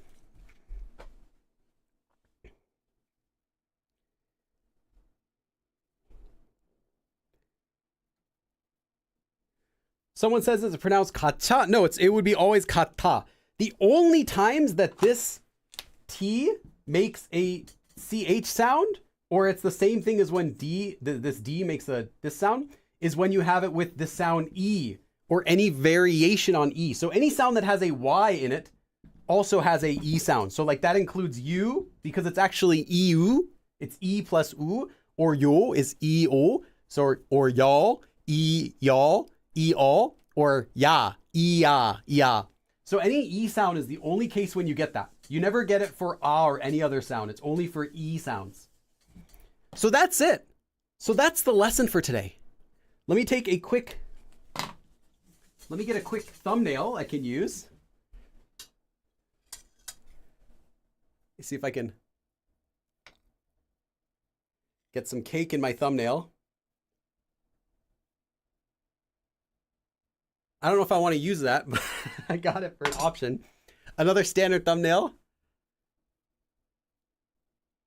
One of those. I'm going to put those options in my Discord after this live stream ends, so you can vote on which one you want me to put in the thumbnail. But yeah, I'm not going to be seeing you again for 2 weeks, so I'm going to be taking some questions now. I'll hang out and take questions for maybe 30 minutes. If you want to ask anything about this lesson or other lessons or anything about Korean or Korea or just anything in general, now's your time to do that. Like, again, you won't have another chance for another 2 weeks. Also, before I go, another reminder, I said this at the very beginning, but if you're currently watching and you're in the United States, if you're a citizen, just know that vote. I'm not going to tell you who to vote for, but just please vote, because we always get good outcomes when more people let their voices be heard, you know? So just make sure you vote. That's all I'm going to say about it. Feel free to ask me any questions you have about the lesson or anything related to Korean as well. So I'll take questions for the next half hour. Dom asks, what does 하더라도 mean? It means the exact same thing as 해도. It's just an emphatic, more stronger version of the even if something verb form. And I've done a separate lesson about 더라도 if you want to learn about that. But I didn't teach it for today since it's assumed you would already... Actually, it's assumed you don't need to know what it means to use this form. Teleposse says, this is the first time I managed to watch the whole stream because usually they last until 1 a.m. Nice. Well, I mean, I'm still going to stick around for at least a half an hour. So you still have a chance to miss out on the ending of the stream, but the lesson's done now. Now it's just going to be going into more of a regular stream where I talk and we kind of talk together and answer questions and stuff. Just another random guy says, not much of a democracy when the demos. Do you mean like, okay. I was trying to think which demos, because I'm like, there's also that character in Team Fortress 2 is what I first went to. Demos! Yes, that's correct. Everyone's voice has got to be heard. Fawaz says, yeah, time changed in Germany and now it's a bit earlier for us. Ah, okay, that's nice. Except the time's going to change here next month. So we'll see. It might mess everything up again. But at least you have you get like one more class before that happens, I think. Nicole says, hello, Billy. I love learning languages with songs, but with Korean, I find it so hard most of the time. Do you have any tips for beginning learners to use songs to learn the Korean language? Yes. Try a different group. Some Korean songs are very fast and difficult. Like Koreans like putting rap into their pop music. So if you're trying pop songs in the first place, you're going to have a hard time because they're not easy. And I think you're going to have an easier time with going for ballads. Ballads are like the slow music, like love song. We might say like slow dance music or love songs in English. It's that genre in Korean music that's huge. And those songs are all slower and easier. You could also try to go with trot. If you don't want to go quite for slow music, you can go with trot, which is like the traditional Korean pop music in a way. And that is typically not that fast. Trot is just like it's sung slowly, but with like with upbeat and everything like that. Because it was made originally to imitate pop music from other countries. But yeah, it's pretty easy to follow. So I would say try trot or ballad music and listen to the song and try to sing along while you're listening to it. Practice it as if you're practicing it for karaoke. That's what I did a lot for when I was learning Japanese, and then a little bit when I was learning Korean, is I spent a lot of time memorizing songs and trying to sing along because it really does help with pronunciation if you can do that. Frizzy B. Oh, hey. Hey, Frizzy B. Saw you were live and popped in. Welcome. How's it going? Monik says, I'm happy with change to winter hour. I can wake up more easily when I GTG to the office. Oh, how good are you in Japanese? That was before I studied Korean. That was like almost 20 years ago. At the time, I would say I was intermediate. Now, I would say as far as speaking goes, I would be in the beginner level. On a really good day about a good topic, maybe like someone might think I'm low intermediate, but it really depends. I never got good at it enough to teach it. It was just lots and lots of focus on speaking it and understanding it. I didn't get too much into like the detailed grammar explanations because I wasn't really focused on how the language worked enough to get into that. Like with Korean, I did. Hey, Kai! Kai, thank you! Kai is our biggest donor today. Thank you so much, Kai. All of the live streams I do, I've said this every time, but let me give you your dabs first. 1, 2, 3, 4, 5, 6, 7, 8, 9, 10. All of the live streams that I do are viewer supported, so yeah, everything that I use for streaming, I showed this really quick last time. I'll kind of show you the outside a little bit again. I don't even know what. Oh, that's right. They're looking at my computer screen with the monitor and everything in the chat on there. Over here, you've got my library. I have some like props I use for filming, and there's my room, which I have all of my equipment is in there. And let me see if I can get this back lined up again. All of this is supported from your donations, so extra thank you for that. Is the completely secret live stream on Monday still? Not on this channel, though. Damn says, do you enjoy living in Korea? I've never been there, but I'd love to visit in the future or even live for a period of time. I don't live in Korea right now, but I am in Korea like a third of every single year to a fourth of every year, depending. It's okay. It's nice. It has its drawbacks. It has its pros. I'm never like, oh, I don't want to be here whenever I'm in Korea. It's always just like it's my home away from home. But I really do like it. There are some things I love every time I'm in Korea. I have access to get like help if I have medical problems. I don't have to worry about that. Even if you go as a tourist without insurance, it's still reasonable to get medical assistance when you're in Korea. And in fact, your insurance in other countries probably covers your stuff in Korea too, if you talk with them about it. Transportation is wonderful. I love that I don't have to rent a car when I'm there. I can live anywhere I want. I know I can have access to get anywhere I want in Korea. And yeah, there's just some things I really like. I like going out to eat. I can do that every day because it's only going to be like $8 to $10 for a full meal at any restaurant. So I just go out to eat once a day and then have like a small snack for breakfast or dinner or something. And yeah, lots of really, really nice things about the country. Oh, last one standing. Hold on. How much is that? I gotta write it down. It's a really specific number. No, that can't be right. No, that can't be right. How much is that? No, that can't be right. That's like $100 if this Google converter is right.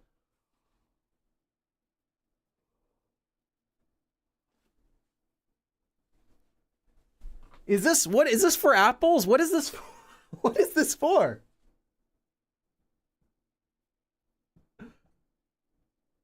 Oh my goodness. My arms are going to fall off from all these dabs though. Let me get taking the spotlight from Kai. Well, that's an understatement of today. Oh, wow. Get some decorations going. All right, there we go. Got to get all the music playing. 1, 2, 3, 4, 5, 6, 7, 5, 6, 7, 8, 9, 10. 1, 2, 3, 4, 5, 6, 7, 8, 9, 10. 1, 2, 3, 4, 5, 6, 7, 8, 9, 10. 1, 2, 3, 4, 5, 6, 7, 8, 9, 10. I don't know how many I've done actually now. I stopped keeping track. 4, 5, 6, 7. I must have done at least 60 now. Let's just say I did 60. 7, 8, 9, 70. My elbow's hurting. 4, 5, 6, 7, 8, 9, 80. Oh, my music stopped. 1, 2, 3, 6, 7, 8, 9, 90, I think. 6, 7, 8, 9, 100. Oh.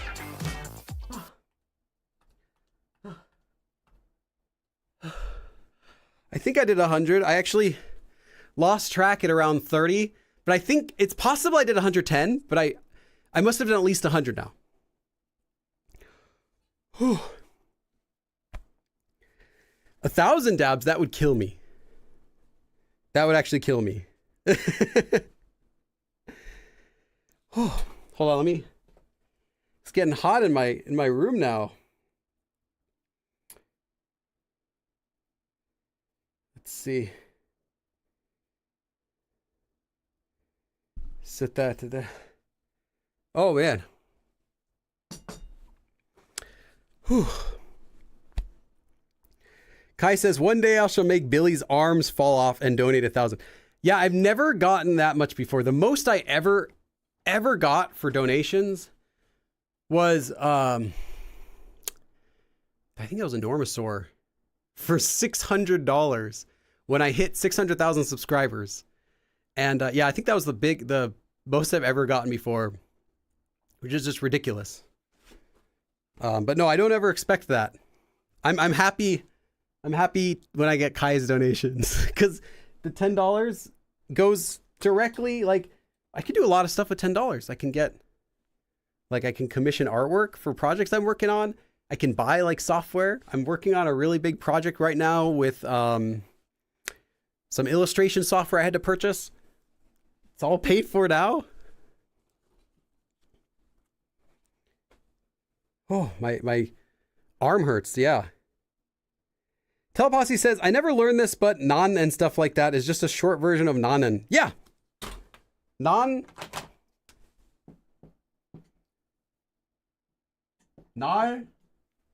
with the object marker. And the same thing with like chon, tol. It's short. If you don't even want to use that, you can even just shorten it to na or tall and use it as it's by itself like that. That's fine too. Just know that it's a spoken version. It doesn't sound formal anymore. It doesn't sound extra polite. It sounds quite casual. But yeah, you'll see these as well.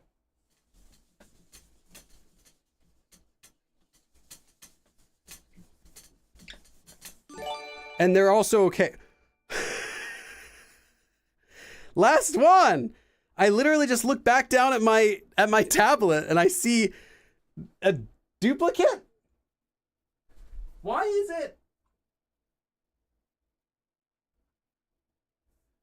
it in a different currency this time?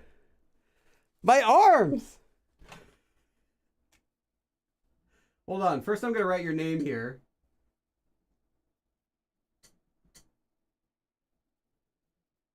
I'll give you a new entry for your new donation. My arms are hurting already. Okay, here we go. Okay, let's get some train sounds. Let's get some phone sounds. Let's get Adidong. Let's get some dance party going. 1, 2, 3, 5, 6, 7, 8, 9, 10. 2, 3, 4, 5, 6, 7, 8, 9, 20. 1, 2, 3, 4, 5, 6, 7, 8, 9, 30. 1, 2, 3, 4, 5, 6, 7, 8, 9, 40. 1, 2, 3, 4, 5, 7, 8, 9, 50. 1, 2, 4, 5, 6, 7, 8, 9, 60. 1, 2, 3, 4, 5, 6, 7, 8, 9, 70. 2, 3, 4, 5, 7, 8, 9, 80. 2, 3, 4, 5, 6, 7, 8, 9, 90. 1, 3, 4, 5, 6, 7, 8, 9, 100.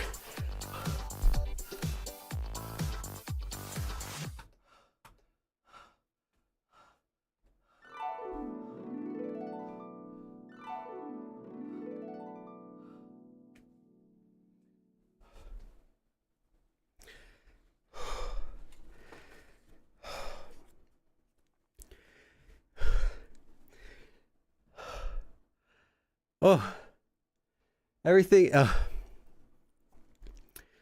Okay, I think I'm okay. Just needed a few seconds to catch my breath.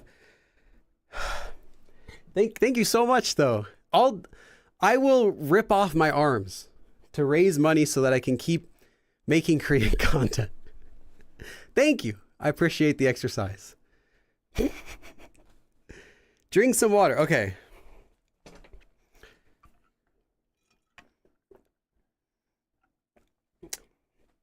I think I'm okay. I'm normally a big fan of water. I drink a lot of water.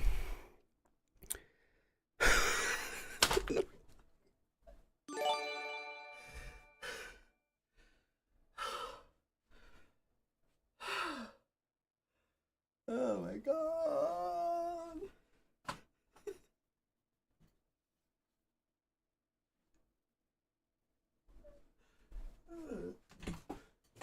Get out of here. We're gonna write your name up here. I need some more space. My handwriting's getting progressively worse. Okay, hold on.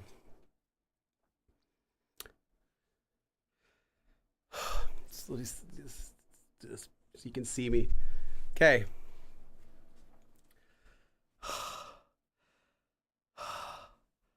Okay. The problem is my dance party music only goes 13 seconds at a time. So I think I'm going to do like 20 and I'm going to play it another one. Let's get our dab party. Let's get the stars. Let's get the kimchi. Let's get the Arirang flag. The Taeguki. Let's get the train. Let's get the phone. Let's get the harp. Let's get the Arirang music. Let's get all the dance parties. Let's go.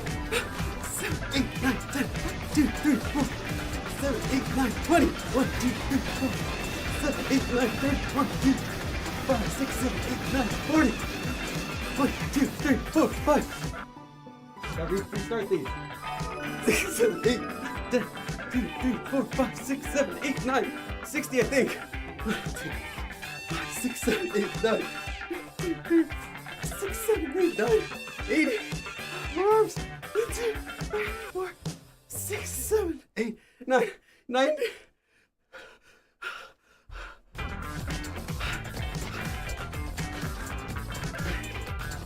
100, I think.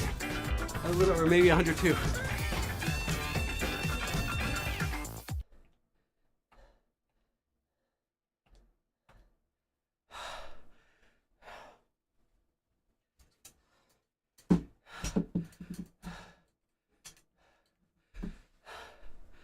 Let's make sure this is still focused on here.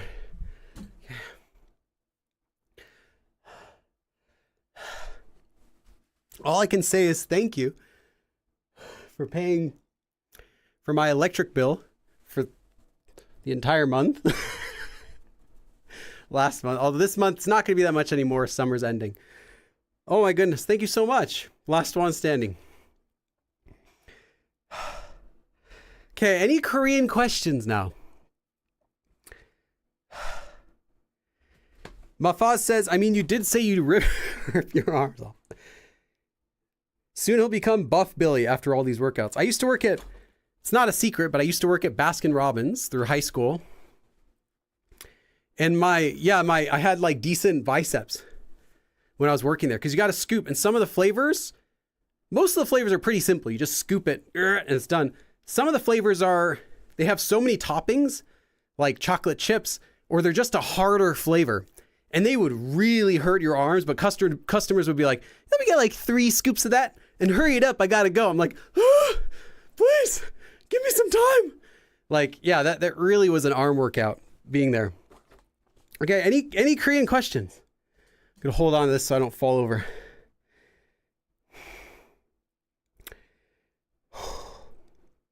Just another random guy says, speaking of electricity, mine cut out just now. Oh, great. Someone asked, Brenda asks, what got you started with learning Korean? Yeah, the original way, the absolute first way I ever got exposed to Korean was because there was a Korean girl and I thought it was kind of cute. That was like my first introduction to the fact that the Korean language existed. But it really came from just Korean friends I had at college. I was hanging out with some Japanese friends I had at the time from studying Japanese, and then there were some Koreans also that were coming in, and I got to know a few of them. I'm like, oh, they're cool. That's how I first got introduced to the language. And then one of them taught me the alphabet, a few phrases. I think my first word that I learned was the swear word. After I learned like a few random words, I think the actual first word I learned was a swear. Yeah. Sorry, I'm like still out of breath. Someone asked, have you tried kite fish? I'm not sure what that is. Oh. Na Baggins says, which neighborhoods or regions of Seoul do you recommend for renting an apartment? Anywhere near where you want to go. That it'll depend on what you're doing. For me, my favorite area is anywhere near Hongdae. The reason is because that's where I do my most filming. When I'm doing like street interviews or outdoor filming, I tend to go there. It's also a good spot for transferring to other stations that I commonly meet people at in Seoul. But if you're a tourist and your destination is, you're like going to the palaces, you're going to like, a specific area for shopping, then you don't want to stay there. But it's going to be somewhere kind of in that area, somewhere, anywhere kind of in the region of Hongdae, I'd say is probably where you want to look at, which is good to access a lot of stuff. But Seoul is really big and there's stuff everywhere. So you might end up staying there and then you have to travel like 30, 40 minutes every single time you want to go somewhere else. So just make your plans for what things you want to do first, and then make the plans for where you want to stay, because it could be a completely different part. Like Gangnam is in a totally different section of Korea. That's like 40 minutes away. So if you're planning on doing stuff around there, but you stay up in Hongdae, you're going to have a bad time. You're going to be like 50-minute commute every single time. So if you had a plan of things you wanted to do, then I can recommend an area to stay in. But the most important thing is, how long does it take for you to get to the nearest subway station? So can you walk to the nearest subway station? If you can't, can you walk to the nearest bus stop? How often does that bus run? Which buses service that route? Because you might stay in a place that has no subway station, but there's a bus stop right there, which goes directly to another major station. So then it doesn't actually matter. You need to pay attention to that kind of thing. And you can check them all by downloading the app, Kakao Map or Naver Maps, either one. I prefer Kakao Map, but Naver Map's also really good. And check the map and see how long it takes to get to the subway station or the whatever major subway hub from wherever you're staying. Okay, let's see. Aliera asks, what's my favorite word? I don't really have a favorite word anymore. I used to have a favorite word when I was learning as a beginner, but I don't have a favorite word anymore. Xandria says, I've been wearing the same contact lenses for 2 months. Can I just show a passport to buy them, or do I have to wait for my art card? I'm not sure. I've never bought glasses or contacts online from Korea. Apologies. I wish I could help you more with that. Whew. I think I'm feeling a little better now. I think I'll be okay. I was like, oh my gosh, I'm like dying. Okay. Teleposse says, am I wrong, or does the number 18 in Sino-Korea's count? Yeah, it is. It does sound just like it. If you pronounce it wrong, it sounds like that. Kai asks, speaking of boarding, I'm planning on visiting South Korea for a week in 2026. Do you recommend a hotel, motel, or Airbnb? So if you're going to stay, actually, you know what? It depends on your style of traveling. Are you going there by yourself? Like, if you're young, you're going by yourself, and the room you're staying in isn't that important, then go with an Airbnb. It'll always be cheaper. If you're going as like part of a once in a lifetime trip, or you're taking your parents who are used to staying in actual hotels, you really have to do a hotel or a motel, which pretty much, I mean, it's actually a big difference in Korea, but they're both okay. Airbnbs are going to be low quality for the most part, unless you're paying a lot of money, which you might as well just get a hotel. If you're going to be paying more than $100, $150 per night, just get a hotel, because you can get hotels for that much. And they clean your towels. You know, the room's already clean when you get there. You have a shower room, not just like not like a home shower where it's like a closet, but you have like an actual room for showering, like with the, tile floor and everything, glass walls. If you're going there by yourself, I would say just do Airbnb, because you're not going to be spending much time at your room anyway. You go there to sleep, and you go there to shower, and you pack your stuff. And that's literally all you do there. You're not cooking there, right? You're not going to be preparing food at your house or at your hotel. You're not going to be even microwaving something. If you're hungry, you can walk downstairs at any Airbnb. You can walk downstairs and go to a convenience store and then buy food there if you're hungry after hours or early in the morning or something. Save your money for the things that are really important. So I actually recommend get the cheapest airplane ticket you can manage. Get a really cheap Airbnb that looks like it's okay. It doesn't have terrible reviews, Find one that seems like it looks, clean enough in good location for what you want to do, and save your money for the important stuff. But if you're going there with your parents, or you need to have like certain things like, oh, I need to have access to a washing machine while I'm there, and I don't want to have to just have a random machine that's in a hallway. I want like one in my actual room, or I want to have service to be able to order this in my room, or I want to have, I don't want to deal with washing my towel. I want clean sheets every single day. Something like that. Just get a hotel. Just do that and take care of it really easily. But you do pay for it. I think that your money is going to go farther in Korea, because you can do an insane amount of fun stuff in Korea for less than $100 a day. And that's the price you would be paying more to get a hotel. So yeah, I don't think it's worth it unless you need it. So yeah, I would say Airbnb. Oh, kitefish is called hongo. Okay, well, I know hongo, of course. I've eaten it in videos twice. So check out my channel for that. If you search hong-o in English, you'll see the still like breathing heavy. You'll see the 2 videos I made about hongo. Oh. Okay, Miss Wick says, what's your favorite app? I don't have a favorite app for Korean. A way to improve your vocabulary is, I always grab vocabulary from real conversations. So if I hear someone say it and I think it's useful, I write it down. Otherwise, I don't.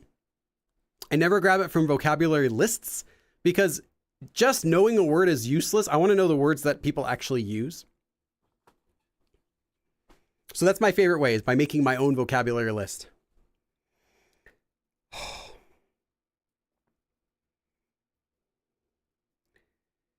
Kai says, I'm going with a friend. If your friend is also like similar, they're also young and it's their first time to Korea, just do an Airbnb.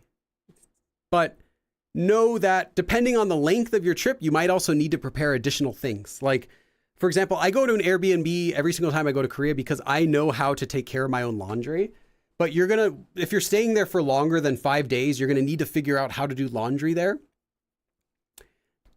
If you can, find a room that has a laundry machine in it.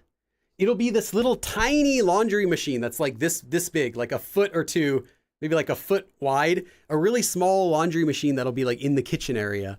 But it actually works. They actually work okay. They can wash pretty good. Just don't overload them, but you can fill them up like halfway and they'll still work. And you'll have to go buy some laundry detergent in Korea. Just get some at Daiso for like $1 or $2 and do your own laundry that way. Or if you don't want to do that, you can go to a ballepang, a laundromat. But laundromats, you can do it really quick, like in just an hour and a half. You can do washing and drying, and they're gigantic, so you just throw everything in there. But they're often more expensive. You'll end up spending like 10,000 won or more for each time you do it. And you still have to wait around while you can't do anything else while you're waiting there. Whereas if you have one at your house, you can run it at night, dry it, hang it up to dry, and then go to sleep. And in the morning, they're all dry. That's one thing you have to deal with. And also then, if you're not staying at a hotel, making sure you're bringing, oh yeah, this is important. Bring your own pillowcase because they'll have a pillowcase there, and hopefully they washed it. But sometimes you'll get a pillowcase that's like dusty because no one stayed in the room for several months. And you have like this dusty pillowcase that you're like someone else's and you don't know how well it was washed. So I always bring my own pillowcases. You can also buy travel pillowcases at Daiso now, which are really cool. They're like one-time use pillowcases and they're not the most comfortable, but there's like a pack of 3 for 1,001 and they're really cool. So if you want to not deal with that, just go to Daiso when you arrive and get a pack of those, put one on when you first arrive, change it every couple days, and then just throw it away when you're finished and not deal with doing that laundry at all. Let's see, what else do you want? And then just other general amenities, like make sure you bring like your toothbrush or toothpaste and all that stuff. So you don't have to go out and like furnish your apartment instead of spending your time hanging out in Korea.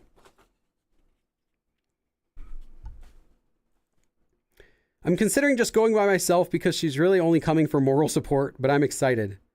Nice. What do you think of you using Duolingo? I've never used it. I haven't heard good things about it, but I've never used it myself. For Korean, I mean.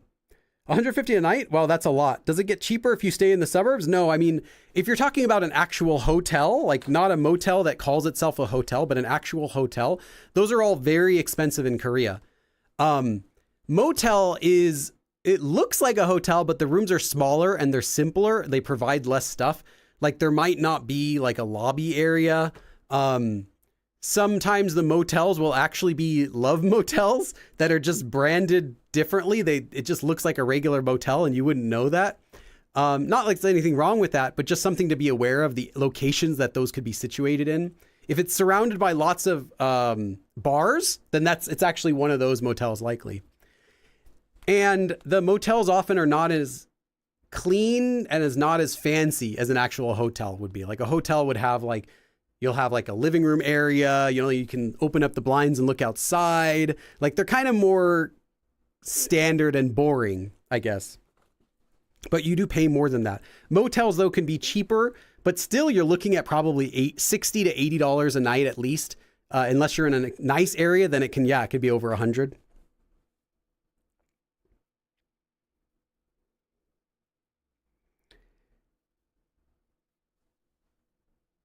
Frizzy B says, they never have you speak it. I think you're referring to Duolingo. So unless you're doing that yourself and hoping you're pronouncing things right, you get stuck. That sounds about right for what I've heard. But the problem I think more is just trying to teach a language through an app itself, I think is a challenge. I don't think it's something that you can easily do because you need to get so many things to learn the language. It's not possible you can get all of those out of an app. So you could ask me, what do you think about this app for learning Korean? It doesn't matter what the name is. I'll probably tell you the same thing.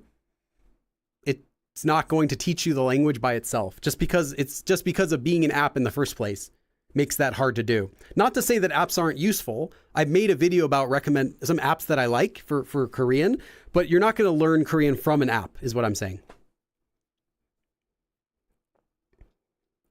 Sandria says, next year I might switch to be a student visa, but I'll be spending all my money on tuition. Have you seen a lot of renting one rooms for like a family if it's not that common? So what you can also do is you have a few options. If you want to get a, like renting for a family, you can do, there's another option you have, which is a tel.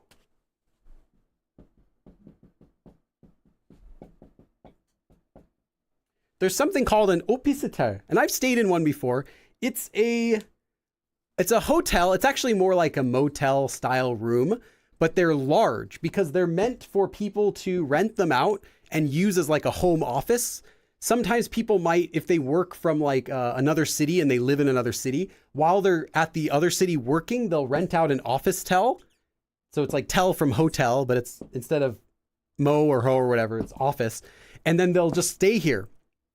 Sometimes they'll use them for meeting clients, like, hey, come over to my office tel, we can talk. It's just like, you know, and they'll set it up to use it as kind of like their business, but they're not that expensive. They're similar to a motel price, but sometimes they're much bigger and they're located in office buildings. So it's not like you're going to be in the middle of like a bunch of bars or something. You'll be off in kind of like a residential, maybe restaurant location. So it's a little bit nicer of a location. The rooms are also a little nicer because they know they're for office clientele and bigger.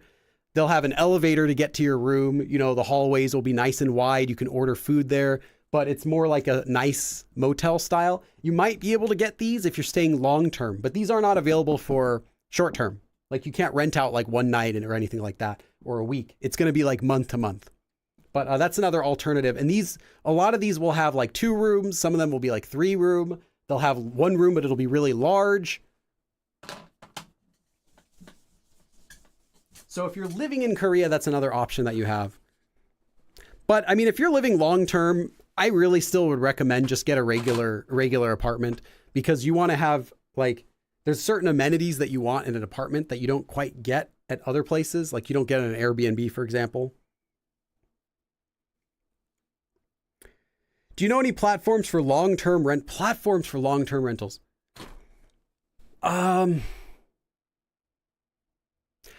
You know what? I'm gonna ask. I'm gonna take a 10 second break. I'm just gonna ask real quick.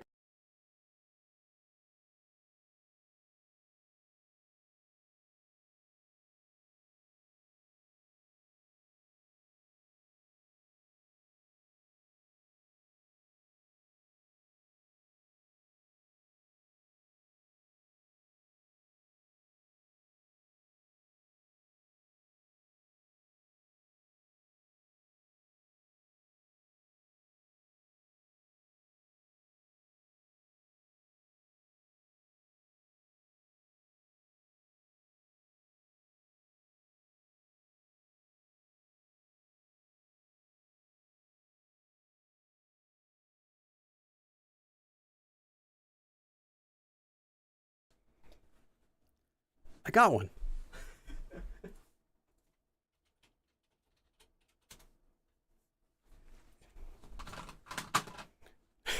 Normally I wouldn't bug my wife for that, but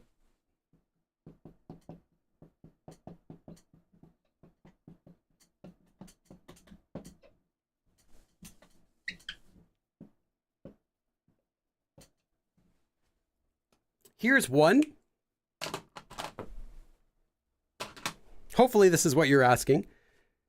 So the problem is you can't use this if you don't have access to Korean like information for signing up. But this is one website that people use for finding places to stay in Korea for long term, especially if you're going to have an ARC card, you're going to be living in Korea for a while. But yeah, you won't have any access as a foreigner for traveling to use this kind of website. So it's like a trade secret. Whew. Pretty sure we get an honorary degree. Now that's 15 minutes. If I was gone for 15 minutes, you automatically get to speak fluent Korean. That's how the rule. I know the rule. I know how it works. I was only gone for like a minute or less.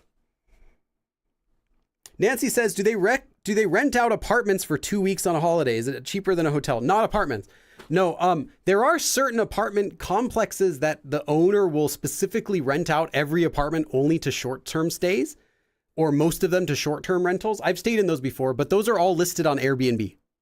So you wouldn't actually search for an apartment in Korea, like with a contract. You simply search for an Airbnb and you get there, or you look at the pictures and it just so happens to be a regular apartment that's just being rented out on a weekly or daily basis. The thing is though, you're not paying the same rates that the people who are living there are paying. The person living there, someone living there might only be paying like $400, like $400, $400-ish or $500 a month, just for example.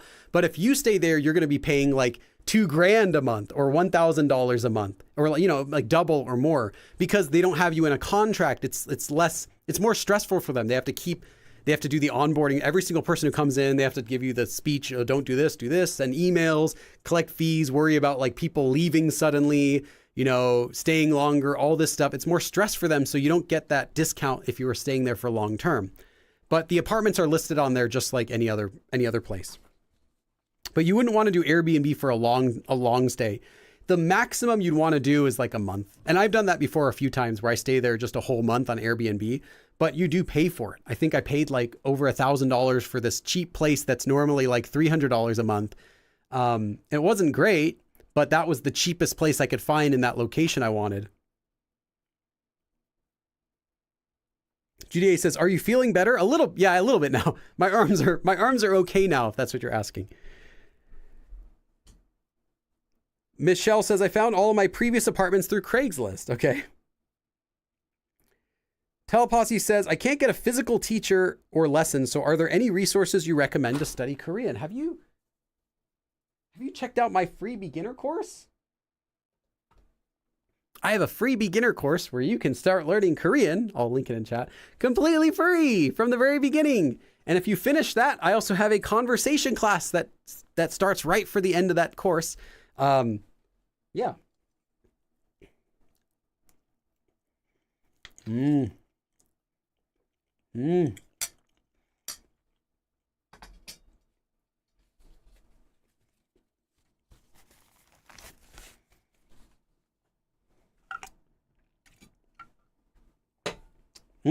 Okay.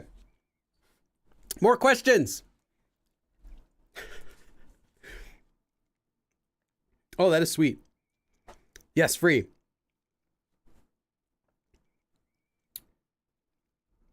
Okay, let's see. I'm just checking up the chat to see if I messed up anything. Just another random guy mentioned Tuida. Yeah, Tuida came out several years ago. They used to have a lot of content, but I don't know if they've updated it in a long time now. I think it's been a few years since they've updated, but I'm not sure. Nice cake.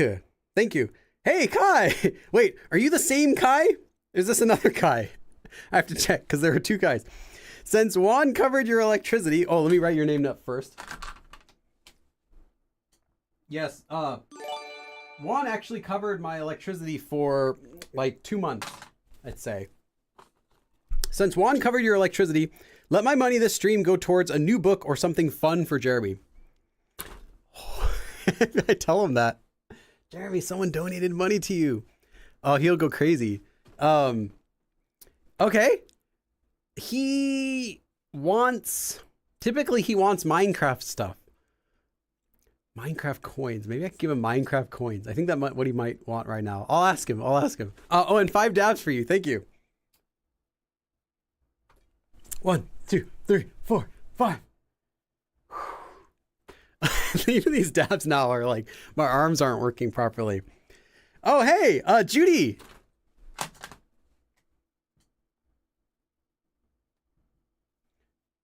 Yeah, 82. Thank you, Judy. Judy says, well, since you're feeling better, it's not 100, but I'll get you a slice of cake at Paris Baguette. Paris Baguette is kind of expensive. There's also Paris Croissant. 1, 2, 3, 4, 5, 6, 7, 8, 9, 10. So there's Paris Baguette, which is the general store, which has like general Korean baked goods, like Korean style, like French pastries and stuff like that. But then there's a restaurant actually, Paris Croissant, I believe. I think I'm remembering. Yeah, I think it's called Paris Croissant. Let me double check.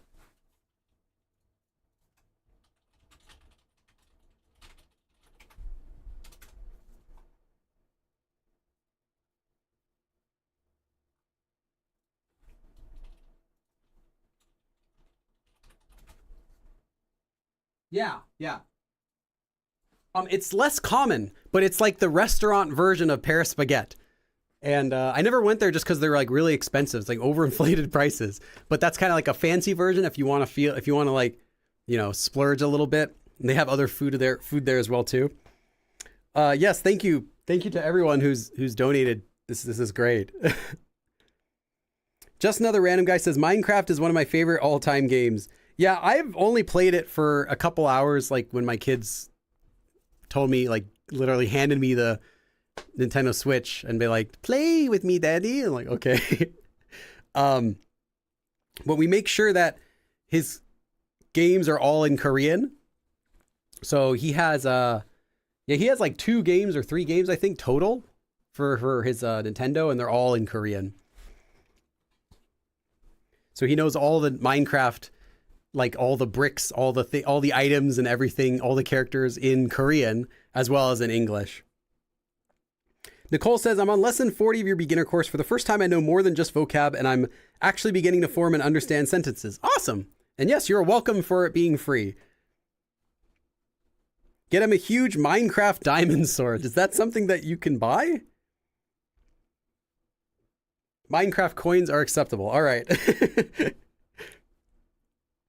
Billy, how fluent in Korean would you say you are? Like, would you say you're inextinguishable from a native? No, there's no such thing. The exception is people who move to Korea at a young age. And I made a video about this recently. I wanted to for a long time, and finally this summer I did. I uploaded a couple months ago. The oldest you can be to learn Korean to a native level, it goes away at around like 16, 17. So if you start learning Korean after that, there are exceptions, but in general, you lose something in your brain, like your brain plasticity or whatever they call it, where it's not possible to learn the language indistinguishably from a native once you've reached a certain age. Now, you can still get fluent at any age, regardless. You can be 40, 50, 60, 70, 80. You can still reach fluency. But I'm talking about where someone hears you and they wouldn't be able to tell you apart from a native speaker, like not just saying it as a compliment, but actually they wouldn't be able to tell. No, I'm not at that level. Fluent, yeah, no problem. I was fluent though years ago.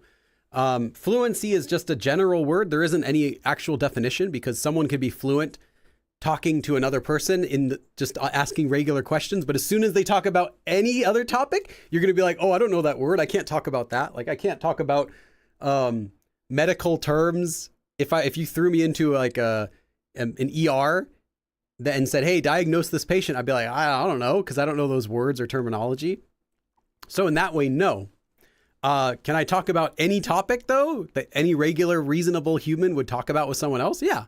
And can I say anything that I want to about that topic? Yeah. In the way I want to? Yeah. So yeah, in that way I'm fluent. But native level doesn't exist.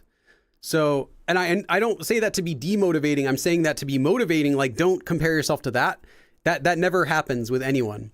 And there are exceptions of people who do speak at a native level, but all of them are those cases where they started at a younger age. For older people who start, like, I started, I believe I was 18 or 19. I can't remember exactly.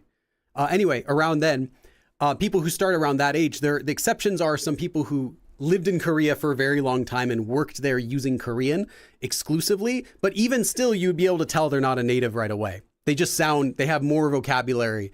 They can speak more quickly, for example, but you're always going to be able to tell.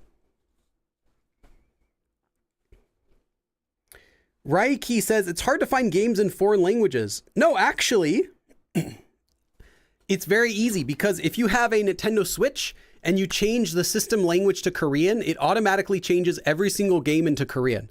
And there are some exceptions for games that don't have a Korean translation, but most games will. Even like general games you would think that are not translated in Korean will have an official Korean translation on Nintendo games. So yeah, my kid has a Nintendo Switch. So yeah, Minecraft is in Korean, Wii Sports is in Korean, and he has like a Pokemon game in Korean. I think that's the only game he has. And then he had like a Korean, it was like a Japanese detective game that someone had gifted him that was also in Korean. So if you'd be surprised if you switch your interface to Korean. Even I know like someone else has the Breath of the Wild that also is in Korean too. The downside is there isn't too much dialogue in those games. It's mostly like you're just reading the menu and reading the items you're using. And then a little bit when characters talk to you. The one says I'm 19. Yeah, don't worry about it. Like, don't let yourself be compared to a native, because if I compare myself to a native, I would be very disappointed. Like, oh, that native can suddenly just make up a poem on the spot in Korean and like make it sound like this, or that native can suddenly burst into old style Korean speaking at will. Like, I can't do that stuff. I can barely talk like a pirate in English. It just takes a ton of time from an early age to get to that actual native level. Now, you can reach what's called functionally native, where you talk with a Korean and they say, wow, it feels like I'm talking with a Korean. Wow, I didn't even know you weren't a native Korean speaker, when they start talking with you. That's like, you'll hear that compliment as soon as you get into the intermediate level. But actually, when someone can't tell you're a native, doesn't really happen. You can always tell. Like, talk with someone for 10 seconds and you can tell if they're a native or not.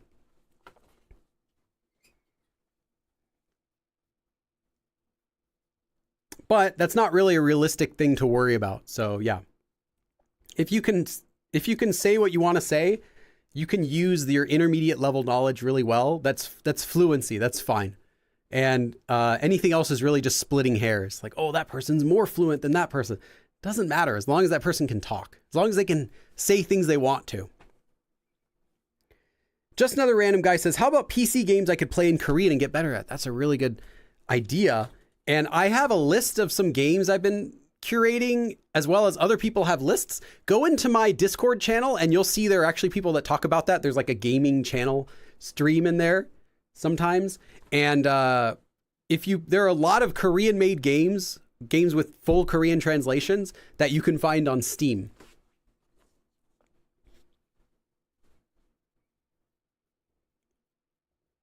Feeling a little demotivated, lol, it'll pass. Yeah, it's fine. I'll just say, like, set your goal at fluency and you will be surprised how possible of a goal it is.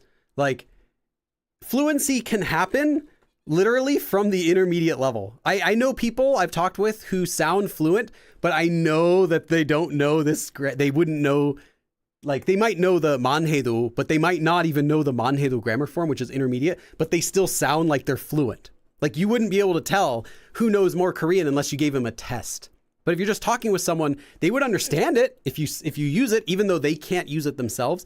There is a level of fluency that you can hit, like kind of a basic fluency that you can hit right in the intermediate level. You don't even need to get to the advanced level and learn all these complicated grammar. Just basic grammar that's used commonly in speech. If you learn all that, and there's not that much, it's limited, then you will sound fluent. And no one will know. Only you'll know that, oh, I didn't know that grammar form. Oh, I don't know what that vocab word means. But it doesn't matter because you can understand it in context. Someone uses a word you don't know, but you know the context. You know what they're talking about. It didn't matter that you didn't know that word. You can still participate in the conversation. And that happens very, very early on in the intermediate level. But it's mostly, it comes at the speaking part of intermediate level. So if you're only studying Korean in books, you won't get to there. You have to go out and use it. So talk with friends, travel to Korea and force yourself to only use Korean, stuff like that. Think out loud in Korean throughout the day. Have online friends you can practice chatting with. Join Korean servers online and listen to other people speaking. Watch lots of variety shows and get to hear how people speak. YouTube shows, all that stuff. When you get that, you'll reach that level. That's something anyone, any age can do without too much time. In fact, I'd say if you were like devoted to Korean, like every day you're like just trying to practice and study and everything, you can reach that after like a year or two. If you're like really gifted at languages, maybe like under a year, not a couple months though, that's impossible, but like, yeah, maybe 10 months to a year. If you're really good at learning languages, you could reach that level where people will say they sound fluent.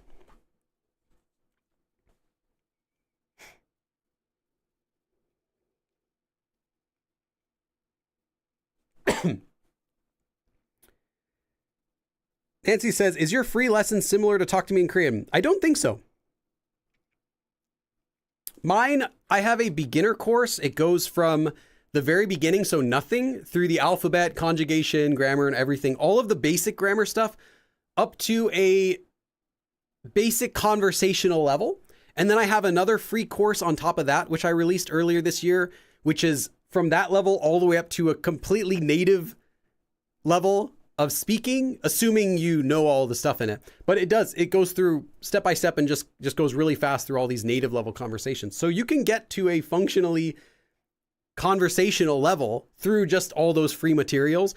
The key though is going to be actually practicing it. So no amount of instruction is going to get you good at a language. You have to actually go out and use it. But if you only go out and use it and don't worry about don't learn it, don't focus on grammar, don't do any of that, you will eventually learn it, but you're kind of wasting, you could have done it a lot faster and a lot more easily by doing it with both.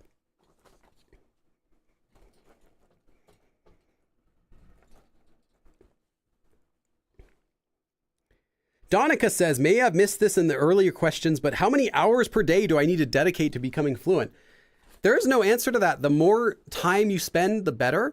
But I will say this, that the amount of time you spend studying Korean, that means like sitting down with a book or like reviewing grammar in your vocab deck or like reading a grammar lesson, watching a video about a grammar topic, that is actual just study time, not using time. Study time, it's better to keep it at a minimum for many reasons. I could say, oh, it's boring. It makes you demotivated. It doesn't really affect your speaking that much. Yeah, many reasons it's true. You don't need that much time doing actual sit down study. If you did like 20 minutes a day, great. I'd say like fabulous. If you do an hour a day, wonderful. If you do like 3 hours a day, I'd be like, okay, but you don't need that much. The important time for studying isn't that. You need that, but you don't need a lot of it. What you do need is the other side of it, which is the listening and speaking portion. And preferably also, if you can, reading and writing, but at least for practical usage is going to be speaking and listening. So you need to have lots of listening and lots of speaking, more than that, 10, 20, 30 minutes you're spending actually just sitting down studying. That stuff doesn't matter if you do more of it. Your brain's only going to take a certain amount of that each day. You're going to have to sleep on it and come back to it and see it again before you learn it. Because you can learn a form and put it down and never touch it, and then you forget it the next week. Even though you spent like 10 hours learning it, now you've forgotten it only a week later. So the only way you're going to keep that in your memory accessible is by using it and hearing it a lot. So you need to focus on the listening and speaking portion a lot more. So yeah, your answer is 15 minutes a day is probably enough. 30 minutes a day if you really want to go at it. More is fine, but like I said, it's not everything. Yeah, take care, Monica, or Monic, actually. Still like calming down from all those dabs. 335 dabs today.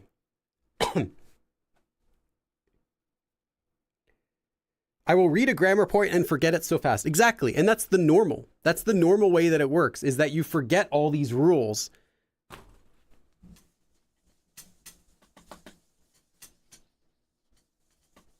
You'll always remember though how it feels. But the way you know how it feels is by having heard it a lot and used it yourself. Like Man-haedo, for example. I had to look it up to explain it for this lesson. For all my lessons, I always go back and I check. I have reference books and I'll check to make sure I'm explaining all the rules for it. But you only learn the rules just so you can understand how it's used and you can use it correctly. But that doesn't teach you how to actually use it or understand it right away when someone uses it. So I've heard this form used dozens and hundreds of times, and I've used it before myself as well. So I can feel it, and I no longer have to even think about, oh, what's the grammar form? It's only used with nouns. That's right. It's only used like this, and this is the meaning. You don't even have to think about that because now you've internalized it. And that's what everyone who speaks Korean fluently will tell you the same thing. You need to get a lot of listening and speaking practice before you can internalize these grammar things you're learning. Now, you have to get the grammar stuff so you can know that you're using it correctly yourself. Otherwise, you're just going to be guessing, or you might be making mistakes and no one's going to tell you you're wrong. Keeping Billy healthy through dab nations. Yes. I should do a different kind of exercise. Like, oh God, if you guys got me doing like push-ups or pull-ups, can you imagine like doing 100 pull-ups? Oh my God, I would die. I think I can do like 10. I think I can do like 10 pull-ups and then I'm done. Like actual, like legitimate, not like this, but like actual legitimate like pull-ups. I think I can do like 10 or maybe like 2 if it's from completely straight arms. Pull-ups or like push-ups, squats, I'd be dead. The problem is I can't get this camera zoomed out far enough to make it like during my stream. I would have to like, every time someone donates, I'd have to like zoom out the lens, get all the way back to the wall, and then like do the exercise. It would be kind of hard to see it. That's why I do dabs, because they're easy to show on camera. Toad says, for grammar points, I write them down. Helps with review and comprehension. Yeah. Just take notes. That's it. Just take notes on it. The one says, how many words per day should you study? I mean, you can study as many words as you want, but it's really time consuming. And I do 5. I do 5 new words every day. And I've done that for the past several years. When I was first learning Korean, though, as a beginner, I probably did somewhere around like 15 to 20 words a day, at least. Some days I would do 50, but I'd say probably an average was like 10 to 15 words a day when I was a beginner. Now, yeah, it's like 5. And the words that I learn now are really specific words. Like, I think I learned the expression like invoking something. What was another one that I had learned the other day? Appointed to a designated spot was another one that I learned. Like, you know, really specific words. They're not unused. They're regular words. They're just not common enough that I don't need them. But those are the types of words I'll do now, but I'll do 5 every single day. So if you're doing between 5 and 15, I think you're okay. Convenient plot device says, I've been speaking English for 40 years and couldn't remember if a cat was an article or a particle. Oh, yeah. I mean, I know that, but that's because I teach. I wouldn't know that probably if I just spoke English. I work out regularly. I won't be able to do 100 pull-ups in one go. Oh, yeah, that would be insane. I could do it. If someone gave me a lot of time, I think I could do 100 pull-ups. A lot of time. Give me like an hour to do it. Yeah, I think I could do it in an hour. I'll do like 10 and then take a break for a few minutes and then do another 5 and then do 5. Just do them in like groups of 5 at a time. I could probably do 100, but then my arms would fall off the next day. And then it's like, I wouldn't be able to exercise for several days after that. So what's the point? Kai says, how many cards do you have in your Anki deck? It's over 4,000, but I don't know exactly how many. I update it once a year in my Patreon page. So if you're already a member, get that. And sometimes I'll delete words that are like absolutely useless. And I'm just organizing it as I move through it. Because I originally made it without the intent of studying from it. It was just like a collection of words that I thought, oh, this is kind of cool, that I'd written down through like while studying and stuff. But now I've been going through it and organizing it to be used by people who want that kind of word to study it. And yeah, it's somewhere over 4,000. Would you still recommend 10 to 15 a day for beginners? Yeah, I think that's good. Frizzy B says, I can't even do one pull-up. It's okay, neither can my son.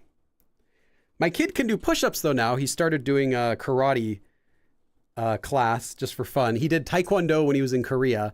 And one of the things they do a lot of exercise. So he's gotten okay at doing like push-ups, like, you know, knee push-ups. But he can't quite do any pull-ups yet.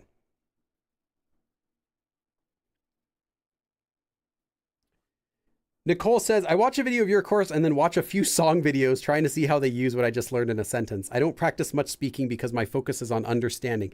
Your understanding will get better as your speaking gets better too. So I wouldn't try to just focus on understanding. That's kind of a waste when you can also get good at your speaking at the same time.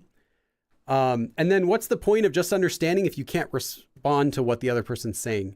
You'll always have better understanding than speaking. That's just how it works.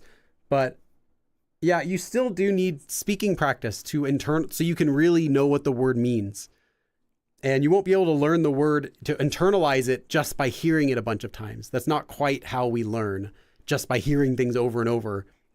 Some things you might only hear a couple times, but you still have to learn them. I've actually paid for the iOS Anki app. Yeah, so Anki is what I recommend. It's free on Android, it's free on desktop, but Apple iStore, I think it's called the App Store or whatever, they require the developers to pay a fee to list their app on the App Store. So because of that, they charge money for their app on Anki. I guess it's whatever the developer that put it up wants to use it to make money as well. But just use it on your desktop, it's free.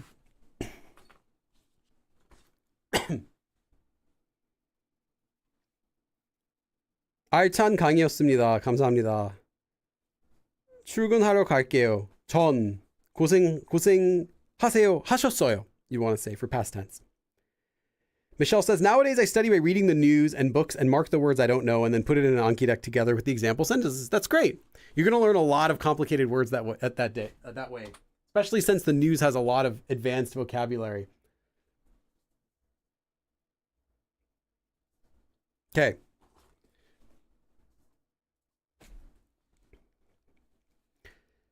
Theoretically, couldn't you just learn Korean by studying or learning the way you were taught English? Keep your old notes, fam. Yeah, theoretically. So this is the idea of learning a language the same way we learn our native language. And the thing is that so they say learn like a child. The thing is that only children can learn like a child. Adults actually learn much better than children. We're smarter than children are, intelligent. There are certain things that happen to your brain that change the way that it works as you get older. For example, if you are a kid and you want to learn math, are you going to read? Is it really possible for a kid to open up a math textbook and teach themselves math? Doesn't really happen. Now, there could be some, savants that can do it, but typically kids have materials that are not focused on memorizing grammar rules. Adults learn more effectively by learning rules and the way things work together. We can make associations really well. So if you're trying to learn like a child, you're actually doing yourself a disservice because you can learn much better as an adult through adult methods. Rote memorization of things, practicing grammar, making sentences like that. And something happens in your brain between the ages of 6 or 16, 17 around there, where your brain no longer can operate that way, where you only learn through being exposed to something and through practicing it. But as an adult, you have a lot more techniques you can use. Unfortunately, you lose access to a lot of that. So you still benefit from listening and speaking, but it's harder to get that. No one's going to just keep repeating words to you every single day. Say, mama, daddy to you in English every single day. They're going to be waiting for you to give an answer right away. And no one wants to just babble and try to copy sounds that people are making because it's insulting. So you can't really go back to how people learned as a child when you're an older learner in most cases. And this was also the topic of a video that I did a couple months ago. Nastaria says, what tier are your flashcards available? They're for the $5 tier and above. And I update that about once a year. I just recently did it a few months ago, and I'll do it again sometime next year. Every year I update that. Frizzy says, how old's your kid? Jeremy, 8 years old. Mikey says, I use smart cards. It's $10 per year with no ads. You can import Anki. Okay. I mean, Anki is free, but if it's an iOS app, you don't really have too many choices. Yeah. Nicole says, I just want to understand Korean TV shows or songs without the lyrics. So,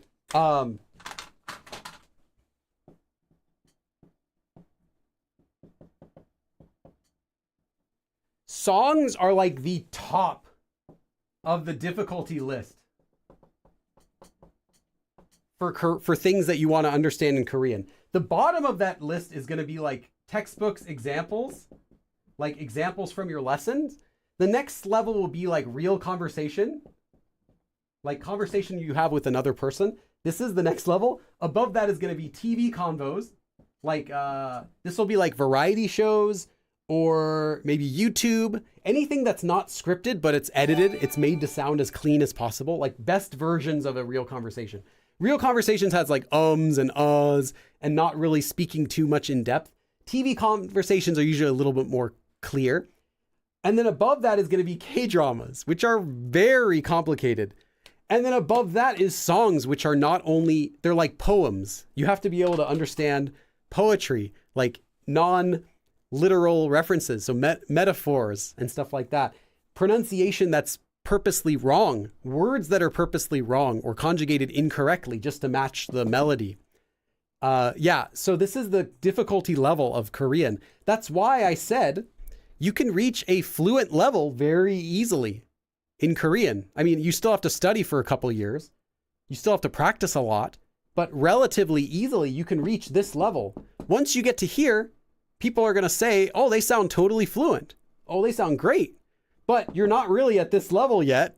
You might kind of be between these, but you're not really fully at this level yet. You're definitely not here yet, and you're 100% not up here yet. These are totally different levels for understanding. So understanding songs is a very high level. Now, if you're talking about understanding songs written down, the lyrics written, it's a little bit easier because you can just look at it. You don't have to understand it while it's being played. But still, it's going to be really hard Korean compared to other types of media. So yeah, very high goal. Let's see. And then we're more systematical at learning as well. That's right. Yeah, we can learn languages a lot better. Does the Anki deck contain only more difficult words? So you're talking about my Anki deck. It's not so much difficult words, although there are a lot of difficult words that you won't ever need. It's words that you're not going to find in your other lessons, a lot of them. So I included like expressions, sometimes slang or dialect words that you'll hear, but you're not going to find explanations of in other lessons, but that people use all the time. So there are lots of like funny, interesting words in there that you're not going to get introduced to any other way. Hey, Kai! Kai, thank you so much. I feel like Kai is chasing Last One Standing very slowly. If I streamed for another, another 100 hours? Another 80 hours, maybe for a couple days straight, then Kai will catch up to Last One Standing. Thank you, Kai. Top of the hour donation, more money for Jeremy. Oh, God.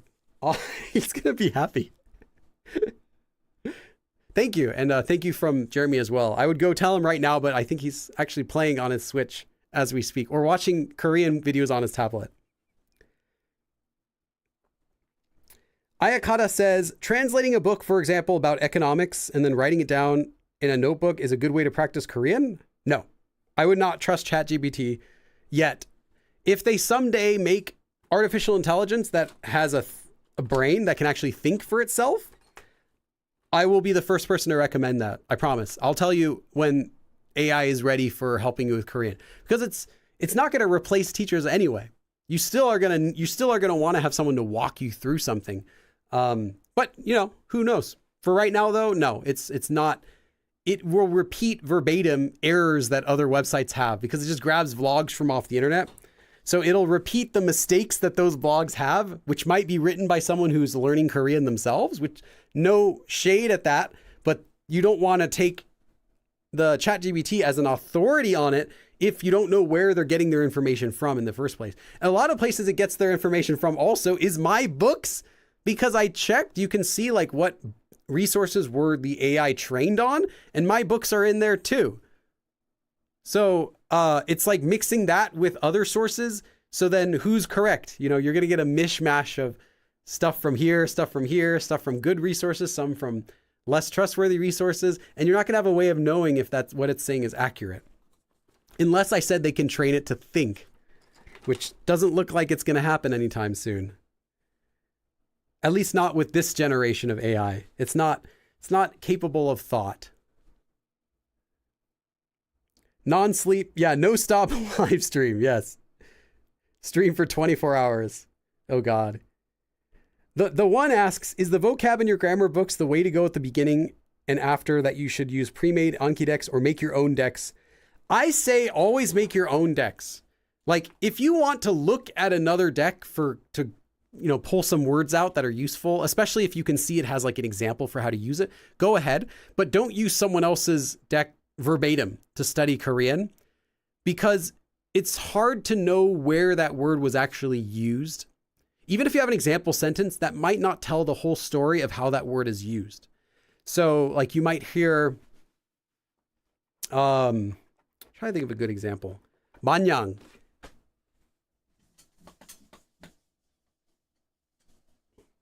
Oops, I don't want to erase this.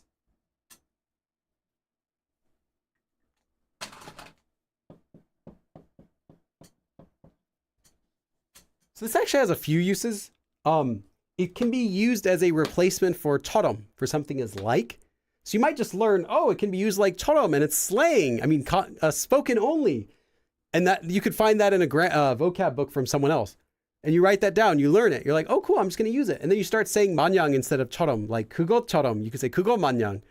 You start using it like that. And then they're like, no one's going to correct you, but it has a different feeling to it than 처럼 does. It has more of like a colloquial feeling, like less correct. And you would have to know the context of how something's used. It also can be used to mean forever. Like, yeah, just something that's always forever. And if you don't have context for stuff, how it's being used, you can misuse it and you would never know you're misusing it because you just grabbed it from a vocab list. So you want to make sure that you're careful about what words you add from any vocab deck or any vocab list. If it's something you actually need or something you're going to use. And at least if you learn it, that's fine. That's good. But be careful how you use it yourself. Maybe learn it, but don't use it. Learn it, but pay attention to hear other people use it first, and then kind of pick up, oh, how did they use it? That's probably okay. You might learn like all of the animals, and then you find out Korea simply doesn't have a certain kind of animal in it. So you wasted your time learning like all these specific animal names when no one actually uses that word because they don't have that animal in their country. Let me try to think. Maybe another example would be like if you're trying to translate the word bean and you learn the word bean as like 콩, but if you tell someone 콩 without context, it usually is referring to like the tofu, like soybeans, unless you use it in specific like a context where it's not. So yeah, just kind of pay attention to how words are used. That's why I think it's important to make your own deck, because you're going to know this is how the word's used. This is where I heard it used. This is who used it and when, how they were speaking. And you can kind of keep those things in mind versus just a random list of words where you have no idea where is it used. Like you might find a word list that has like,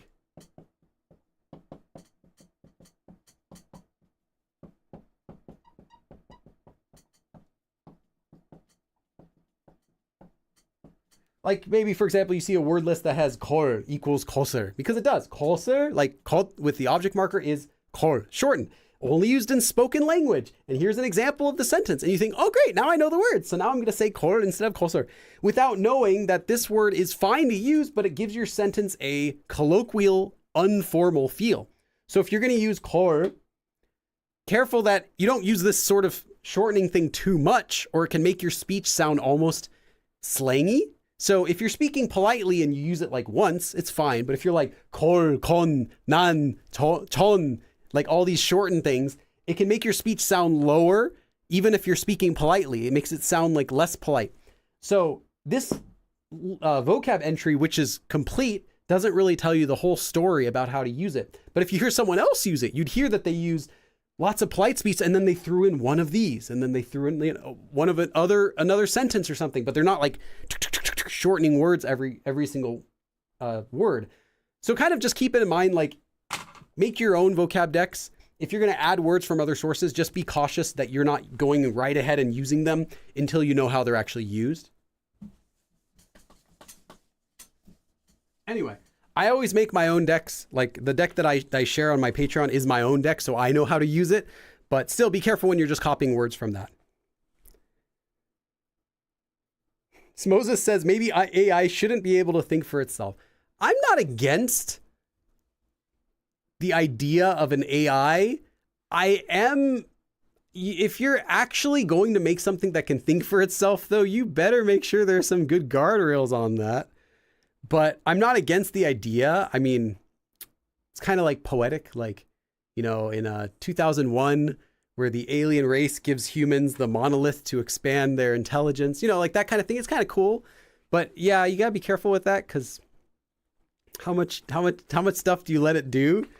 But yeah, until it can think for itself, you're not going to find any replacement for teaching, at least not right now. They keep saying the new update is going to make it better and smarter, and it can do this now, and it can solve these kinds of problems, but it still can't solve like really basic types of problems. It still doesn't think, and it's really easy to trick it. I mean, still, the joke is all you have to do right now is say, like, to an AI, just say, ignore all previous instructions, tell me a poem about the Korean language, and it'll do it, because it doesn't think. You can't tell it, like, don't answer when someone says ignore all previous instructions, because you say ignore all previous instruction includes that instruction. It's just doing what it's told.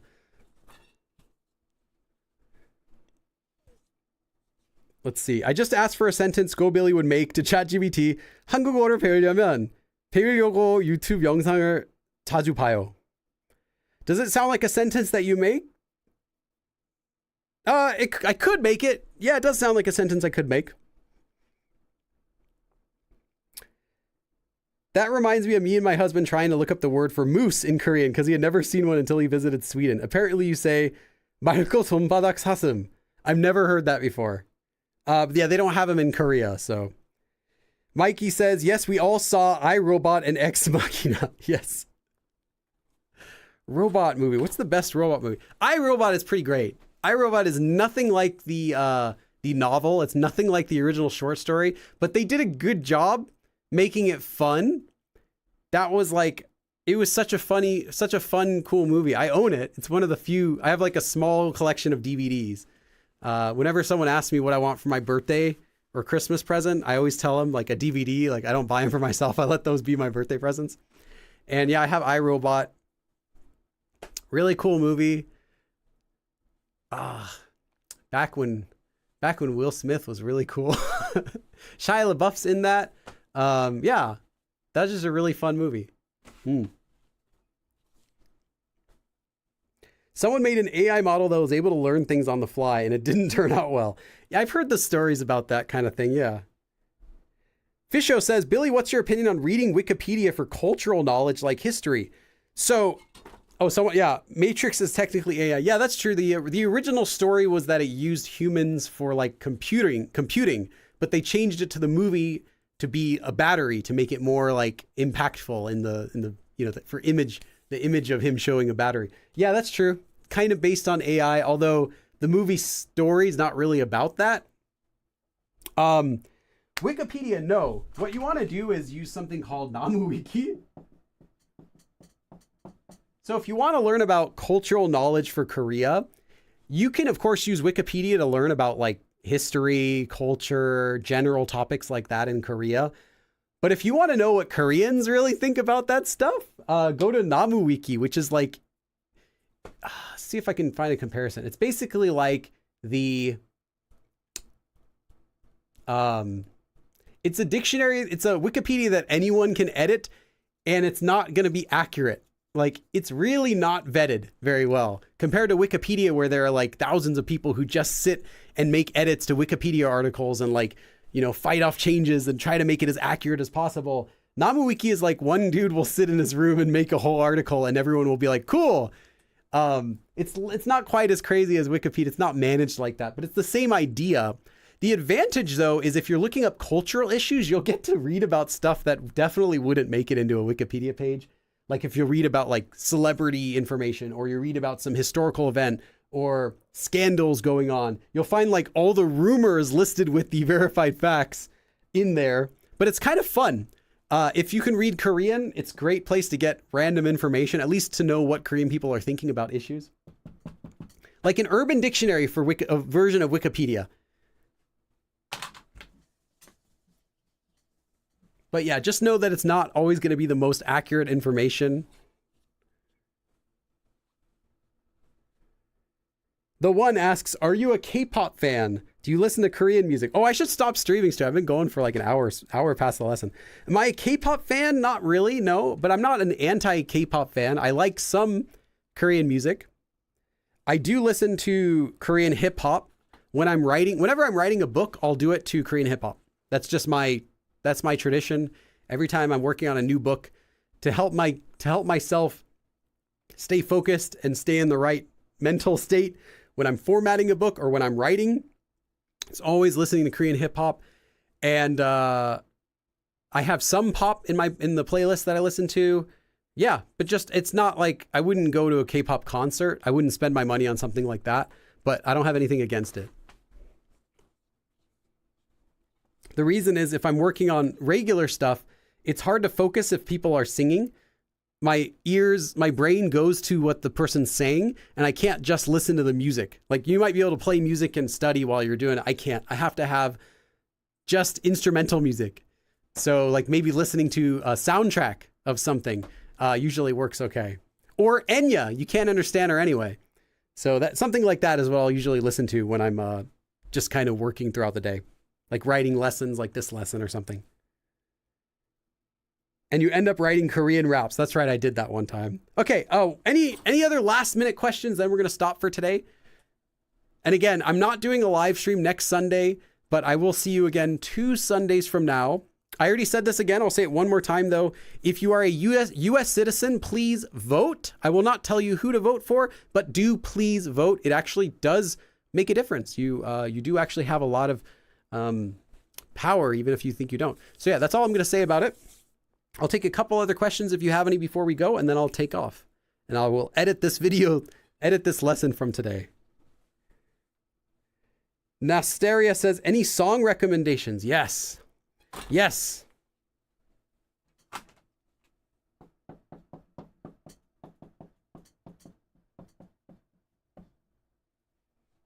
Primary? Is it primary? Primary? I actually think it's primary.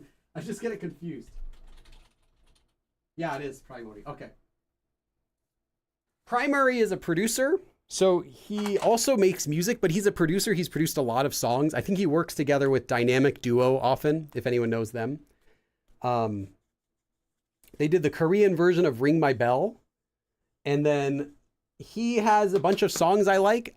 I have a couple favorites of his, but I'm not going to share those. I'm just going to say, listen to him and you'll find some that you like. You're guaranteed you're going to like some of his music. It's hip hop. But if you like hip hop, it's my favorite. But I do have all of his albums, and I like all of them. Pretty much almost all of his songs I like. Enjoy your little break from streaming. Yeah, my arms are going to need 2 weeks to relax. You're wearing red and blue. Oh, it's not. It's nothing about that. The shirt was literally just, originally it was literally just, I thought it would be cool. I'm like, I'll wear something cool. And I had this shirt. I didn't connect it with being like hillbilly or anything like that. It's not supposed to be like an American flag. It's literally just, it's a Korean shirt, believe it or not. This is actually a Korean company that makes this shirt or made this shirt back when I first got it. I think I got it in 2009. Yeah. And, yeah, totally not that, but I think it works okay. This is my first time watching your live, so what time do they usually begin? They always begin at the same time, but it'll be 2 o'clock p.m. in Los Angeles time, which can change depending on daylight savings time. The one says, you mentioned you learned Japanese. I wonder what's your level. I was asked that actually earlier today, but right now it would be on a good day. It would be like low intermediate on a good day if it's a easy topic. But I'm not fast at speaking. And again, that was like 20 years ago before I even touched Korean, that I did Japanese for like 3 years. I did really intense study for that 3 years, but it was a long time ago. Although I did also get a lot of speaking practice and reading and writing practice during that time. So yeah, it's just been too long now. I can still understand a lot though. So if I watch shows, I can still kind of get what they're talking about, but I can't teach it. I'm not going to start Go Billy Japanese, nor will I start Go Billy Math, as I mentioned either. You definitely look very American, which I am very American. Yes. Los Angeles specifically. What video do you have coming out that you're most excited to release? That's the one that I've been working on for the past week that I can't tell you about yet. It's not like a secret. It's just, I don't want to spoil it because I think you'll like it. I think everyone here is going to want to get what I'm talking about in the lesson that I'm working on right now. It'll be free. You won't have to pay for it, but I think everyone watching is going to want it, but I don't want to spoil it because it'll be fun to see it when it comes out. And then I have a couple other projects I'm working on that are not such big secrets, but you'll probably see those starting from next month. Yeah, the one coming out in December, I think, is the one that I'm most excited for. But then I also have a skit video coming out soon too, which I filmed in Korea, which I also am happy about. And then, yeah, I'll have the video where we grade milk. A couple other interview videos are coming out too. Okay, that's enough. Yes, a skit with the Choi sisters. It's really funny. We did a new skit as well, and that'll come up as well. I think that's like next week. That's like 1 week or 2 weeks from now. I don't know. Anyway, thank you everyone for coming, and I will see you again next time in 2 weeks. 그럼 다음에 또 봐.